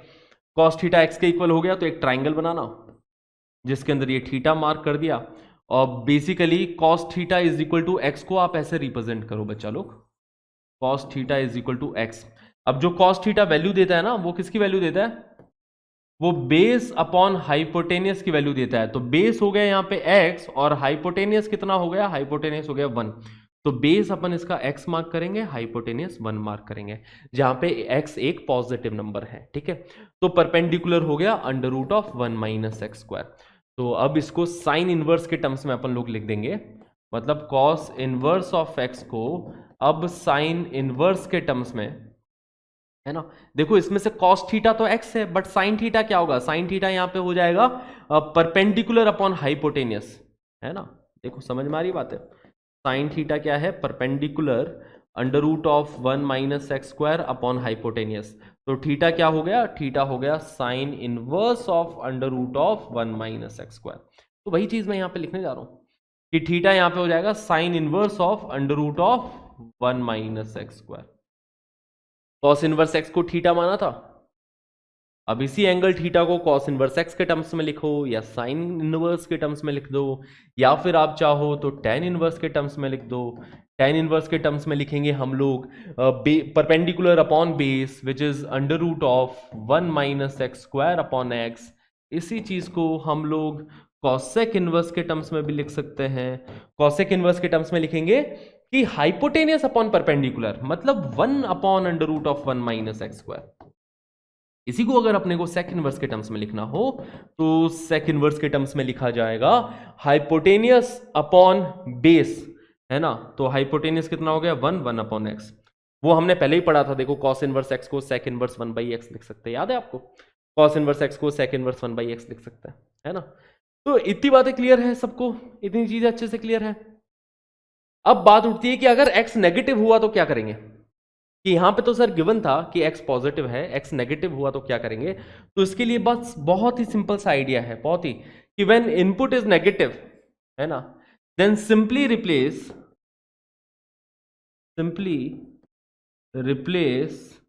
x with minus x. बस यही चीज है कि सिंपली क्या कर दो, x को माइनस एक्स से रिप्लेस कर दो, आ जाएगा आंसर, है ना। Simply replace x with minus x, ठीक है। जैसे कि ये वाला सवाल देखो, x यहां पे नेगेटिव ले लिया, -1 से 0 के बीच में लिया है x, ठीक है। और हमें cos इनवर्स x को बाकी अदर ट्रिग्नोमेट्रिक फंक्शंस के रूप में है ना रिप्रेजेंट करना है। ओके, तो जब x पॉजिटिव था तो क्या वैल्यू आ रही थी, कि अगर x पॉजिटिव होता, या फिर जब x पॉजिटिव था, है ना, जब x पॉजिटिव था, तो हमने क्वेश्चन को इस तरीके से किया था कि यहां पे एंगल थीटा मार्क किया था एंड बेस इसका x था, हाइपोटेनियस 1 था। देखो कॉस इनवर्स x में x हो गया बेस, हाइपोटेनियस 1, और ये आ गया था under root of 1 minus x square. तो हमने क्या किया था, जब x पॉजिटिव था तब कॉस इनवर्स x इक्वल आ रहा था किसके, कॉस इनवर्स x को अपन साइन इनवर्स के टर्म्स में लिख रहे थे, साइन इनवर्स के टर्म्स में under root of 1 minus x square, ऐसा लिख रहे थे ना अपन। कॉस इनवर्स एक्स को साइन इनवर्स के टर्म्स में under root of 1 minus x square लिख रहे थे। तो जब x नेगेटिव हो गया, तो replace x with minus x, है ना। x को माइनस एक्स से रिप्लेस कर दो, बस इतना सा सिंपल सा काम है ना। तो x को जब माइनस एक्स से रिप्लेस किया तो यहां पे क्या बन जाएगा, cos inverse of minus x is equal to sine inverse of under root of 1 minus x square ही रहेगा, क्योंकि इधर अगर अपन ने x को माइनस एक्स से रिप्लेस किया तो एक्स स्क्वायर का एक्स स्क्वायर ही रहा। बट यहां पे लेफ्ट हैंड साइड में क्या हो जाएगा, cos inverse of minus x. Cos inverse of minus x आपको पता है कि आप लिखते हो pi minus cos inverse x. तो pi minus cos inverse x is equal to sine inverse of under root of 1 minus x square. तो इधर से अब कॉस इनवर्स एक्स की वैल्यू आ गई, अब pi minus sine inverse of under root of 1 minus x square. क्या clear है बातें, कि जब x पॉजिटिव था तब तो अपन cos इनवर्स x को डायरेक्टली लिख रहे थे sine inverse under root of 1 minus x square से। अब x नेगेटिव हो गया है, अब x नेगेटिव हो गया तो हमने x को माइनस एक्स से रिप्लेस कर दिया, तो ये बन गया cos inverse minus x is equal to sine inverse of under root of 1 minus x square. cos inverse of minus x हो गया pi minus cos inverse x, ठीक है। तो इधर से cos इनवर्स एक्स की वैल्यू निकाल ली, pi minus sine inverse of under root of 1 minus x square. यही चीजें हम बाकी के टर्म्स में भी तब्दील करने के लिए करेंगे, ठीक है। कि जब x पॉजिटिव था तब तो अपन cos इनवर्स x को लिख रहे थे। cos इनवर्स x को अगर tan इनवर्स के टर्म्स में लिखना है तो tan इनवर्स के टर्म्स में क्या लिख रहे थे, परपेंडिकुलर अपॉन बेस, मतलब tan inverse of under root of 1 minus x square upon x, ऐसा लिख रहे थे अपन, ठीक है। या अगले पेज पे ले चले इसी चीज को कॉपी करके अगले पेज पे ले चलता है। ताकि स्पेस भरपूर मिलेगा हमें, है ना। तो जब x पॉजिटिव था तब हम लोग cos इनवर्स x को लिख रहे थे tan इनवर्स के टर्म्स में, ठीक है, tan इनवर्स के टर्म्स में परपेंडिकुलर अपॉन बेस, मतलब under root of 1 minus x square upon x, इस तरीके से लिख रहे थे। तो अब जब x नेगेटिव हो चुका है तो x को सिंपली माइनस एक्स से रिप्लेस कर दो बच्चा लोग। तो x को माइनस एक्स से रिप्लेस किया तो लेफ्ट हैंड साइड में बनेगा cos inverse of minus x, यहां पे बन गया tan inverse of under root of 1 minus x square upon minus x, ठीक है। डिनोमिनेटर में देखो x की जगह माइनस एक्स हो जाएगा, एक्स स्क्वायर में तो कोई फर्क नहीं पड़ेगा, ठीक है, एक्स स्क्वायर तो एज इट इज हो गया। अब cos inverse of minus x को अपन लोग लिख सकते हैं pi minus cos inverse x is equal to, ये नेगेटिव है वो tan इनवर्स के बाहर आ जाएगा, क्योंकि ये तो ऑड फंक्शन है ना, ये तो नीनो फंक्शन है, नीदर इवन नॉर ऑड। इसमें तो नेगेटिव इस तरीके से निकालते हैं, बट इसमें तो डायरेक्टली बाहर आ जाएगा। मतलब ये बनेगा minus of tan inverse of under root of 1 minus x square upon x. तो इधर से cos इनवर्स x की वैल्यू आ गई किसके इक्वल, cos इनवर्स x की वैल्यू आ गई, माइनस वाले को इस साइड लेके आया तो उसकी वैल्यू आ रही है pi plus tan inverse of under root of 1 minus x square by x, ठीक है, ये आ गया। Okay simple. तो जब x नेगेटिव होता है तब किस तरीके से कन्वर्ट करना है वो भी हमें आ चुका है कि सिंपली x को माइनस एक्स से रिप्लेस कर दो, बस एज सिंपल एज दैट, है ना, क्लियर है। आगे बढ़ा जाए, अब कुछ सवालों पे चलते हैं। Sine of tan inverse of cos of cot inverse of minus 1 by root 3। तो cot inverse minus 1 by root 3 की सबसे पहले वैल्यू निकालना कि cot inverse minus 1 by root 3 की वैल्यू क्या होगी। देखो बच्चा लोग, इसकी वैल्यू हो जाएगी सेकंड क्वाड्रेंट का एंगल मिलेगा, है ना। सेकंड क्वाड्रेंट का एंगल क्या मिलेगा, cot inverse of minus 1 by root 3 एक सेकंड क्वाड्रेंट का एंगल देता है, वो सेकंड क्वाड्रेंट का एंगल देगा pi minus cot inverse of 1 by root 3, ठीक है। cot इनवर्स 1 बाई रूट 3 क्या एंगल देगा, पाई बाई 3 एंगल देगा, राइट, है ना। तो ये 2 पाई बाई 3 एंगल आएगा, 2 पाई बाई 3। तो cot inverse of minus 1 by root 3 की वैल्यू मैंने रख दी 2 पाई बाई 3। तो अब बन गया cos ऑफ 2 पाई बाई 3, ठीक है। और इसके बाहर लगा है tan इनवर्स, इसके बाहर लगा है साइन, ये सीक्वेंस है देखो, sine of tan inverse of cos of, इसकी वैल्यू रख दी 2 पाई बाई 3। अब cos 2 पाई बाई 3 की वैल्यू पता है क्या, cos 2 पाई बाई 3 की value minus cos pi by 3 के इक्वल होती है, मतलब माइनस 1 बाई 2 के इक्वल होती है। cos ऑफ 2 पाई बाई 3 की value minus cos pi by 3 मतलब माइनस 1 बाई 2, तो इसकी वैल्यू पुट कर देते हैं माइनस 1 बाई 2। तो ये बन गया sine of tan inverse of minus 1 by 2। अब tan इनवर्स माइनस 1 बाई 2 इसको मेरे को साइन इनवर्स के टर्म्स में बदलना है, बट यहां पे नेगेटिव है, क्या किया जाए, बाहर निकाल दो नेगेटिव, प्रॉपर्टी यूज करो, है ना। जितनी सिंपल तरीके से अपन जा सकते हैं उतने सिंपल तरीके से जाओ कि tan इनवर्स एक ऑड फंक्शन है, ये नेगेटिव को बाहर उठा के साइन को दे देगा, साइन भी ऑड फंक्शन है, ये नेगेटिव को उठा के और बाहर फेंक देगा, ठीक है। ऑड फंक्शन की यही तो प्रॉपर्टी है ना, कि ऑड फंक्शन नेगेटिव को निकाल देते हैं। तो यहां पे sine and tan inverse both are negative, both are odd function, ठीक है। तो ये बन गया is equal to negative of sine of tan inverse of 1 by 2, ठीक है। रीजन बीइंग कि sine and tan inverse both are odd function, both are odd function, ठीक है। साइन एंड tan इनवर्स दोनों ही ऑड फंक्शन है, तो इसने भी नेगेटिव उठा के साइन को दिया, साइन ने नेगेटिव उठा के और बाहर फेंक दिया, तो ये बन गया minus of sine of tan inverse 1 by 2। अब साइन ऑफ tan, अब ये देखो tan इनवर्स को ना साइन इनवर्स के टर्म्स में बदलो।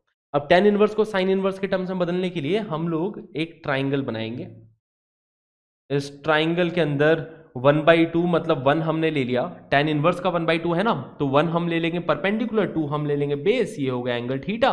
तो tan थीटा 1 बाई 2 है, साइन थीटा कितना हो जाएगा, अगर ये 1 है ये 2 है तो ये √5 हो जाएगा, तो साइन थीटा हो जाएगा 1 बाई √5, है ना। तो हम लोग बोलेंगे कि भैया tan इनवर्स 1 बाई 2, ट्राइंगल हमको ये बता रहा है कि tan inverse of 1 by 2 sign inverse of 1/√5 के इक्वल है।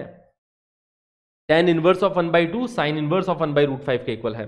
तो ये आ गया इसके आगे, ठीक है, इसके आगे देखो इधर, तो ये बन रहा है negative of sine of tan inverse of 1/2 को लिख दिया साइन इनवर्स ऑफ 1/√5, ठीक है। अब आप देख सकते हैं कि ये 1/साइन ऑफ साइन इनवर्स x के इक्वल ही हो जाएगा। 1/√5 बाहर आया, बाहर नेगेटिव इंतजार कर रहा है, तो ये -1/√5 बन जाएगा। That is our answer for this question. ध्यान से देख लो बच्चा लोग एक बार इस क्वेश्चन को अच्छे से। क्लियर है बातें? ठीक है, ठीक है, ठीक है। तो बस इसके आगे के क्वेश्चंस ना, और भी मैं बहुत सारे सवाल लेके आया हूं, बट ये सारे क्वेश्चंस आपको होमवर्क के लिए दिया जाएगा। ये वाला क्वेश्चन आपको ट्राई करना है। प्रूव दैट वाला सवाल है कि prove that tan of 2 tan inverse 1/5 - π/4 is equal to -7/17। मुझे बताना जरा कि इसमें से कितने क्वेश्चन आपसे हो गए, कौन से क्वेश्चन नहीं बने हैं, वो जरूर आप लोग बताना, जिससे कि अपन इन सारे क्वेश्चंस को डिस्कस कर लें। ये भी प्रूव दैट वाला सवाल है। यहाँ पे साइन इनवर्स 3/5 कॉस इनवर्स 3/5, ये भी आपको होमवर्क के लिए दिया जा रहा है, ठीक है। ये जेईई मेंस 2021 में पूछा गया, बहुत ही आसान सा सवाल, आप लोग इजीली कर सकते हो। तो this is also your homework. तो बस इतने क्वेश्चंस मैं आपको होमवर्क के लिए देने जा रहा हूं। एक और बढ़िया सवाल है वैसे तो, ये 2005 एडवांस का सवाल है, ये भी प्यारा सवाल है, ये भी एक तरीके से मैं आपको होमवर्क दे रहा हूं। तो इन सारे क्वेश्चंस को जरूर आप अच्छे से ट्राई करें। नेक्स्ट क्लास में हम लोग मिलेंगे, इन सारे क्वेश्चंस को डिस्कस करेंगे, ठीक है। बस आज के लिए इतना काफी है ना। तो इस चैप्टर को अपन बहुत अच्छे से कंप्लीट करेंगे, है ना, बहुत अच्छे से रैप अप करेंगे इस चैप्टर को, ठीक है। एक एक कॉन्सेप्ट, एक एक टॉपिक, एक एक सब टॉपिक हम लोग करने वाले हैं, और वही अप्रोच हमारी हर सब्जेक्ट में, हर टॉपिक की तरफ रहेगी। कुछ भी छोड़ के जाने की जरूरत आपको नहीं है, सारे टॉपिक्स करके जाओ यार, सब कुछ पता होना चाहिए, ठीक है। ज़्यादा प्रेशर मत लो, बस सीखते चले जाओ। बट ये भी ज़्यादा दिमाग मत लगाओ कि ये छोड़ दूं क्या, ये पकड़ लूं क्या, क्योंकि ज़्यादातर बच्चे ना इसी चीज़ में दिमाग लगाते रहते हैं कि काम को मैं शॉर्टकट क्या पकड़ूं। शॉर्टकट ढूंढने में अपन अगर इतना दिमाग लगाएंगे ना, तो इससे अच्छा तो लॉन्ग कट ही ले लो ना। इतना दिमाग लगा रहे हो तुम शॉर्टकट ढूंढने में, तो टाइम वेस्ट तो वहाँ पे भी हो ही रहा है कि सर ये वाला चैप्टर छोड़ दूं तो ये वाला हो जाए। तो और मैथ्स के अंदर मैं बोलूँगा कि किसी भी चैप्टर का यूज़ कहीं भी आ जाएगा। इनवर्स का यूज़ ज़्यादातर आप देखोगे डिफरेंशिएशन, कैलकुलस में बहुत ज़्यादा इनवर्स का यूज़ आता है, ठीक है। जितने भी एप्लीकेशन ऑफ डेरिवेटिव्स के क्वेश्चन आए पास्ट ईयर के अंदर, वहाँ पे इनवर्स का बहुत ज़्यादा यूज़ रहा है ना। तो इनवर्स के कॉन्सेप्ट पता होना चाहिए, तभी जाके अपन कैलकुलस में और स्ट्रांग रहेंगे।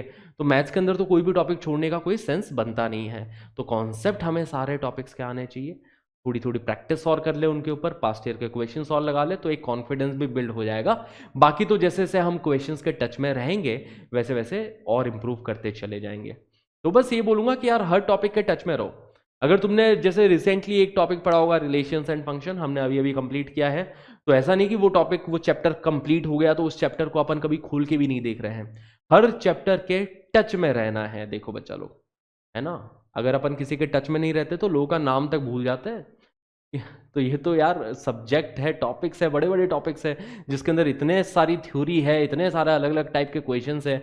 अगर आप उनके टच में नहीं रहोगे तो वो तो भूल ही जाओगे ना, बहुत ऑब्वियस सी बात है, सब लोग भूलते हैं, आप भी भूल जाओगे, ठीक है। तो कंपटीशन है, कंपटीशन में अपने को अच्छे से अच्छी रैंक लानी है, और रैंक बेटा उसी की बनेगी जो मेहनत करेगा, जो सिंसियरली मेहनत कर रहा है, जो सिंसियरली क्लासेस अटेंड कर रहा है, होमवर्क कर रहा है, बस उनकी रैंक, है ना, कोई नहीं छीन सकता उनकी रैंक, ठीक है। तो बस इसी पॉजिटिविटी के साथ, इसी होप के साथ में हम लोग मेहनत करते रहेंगे।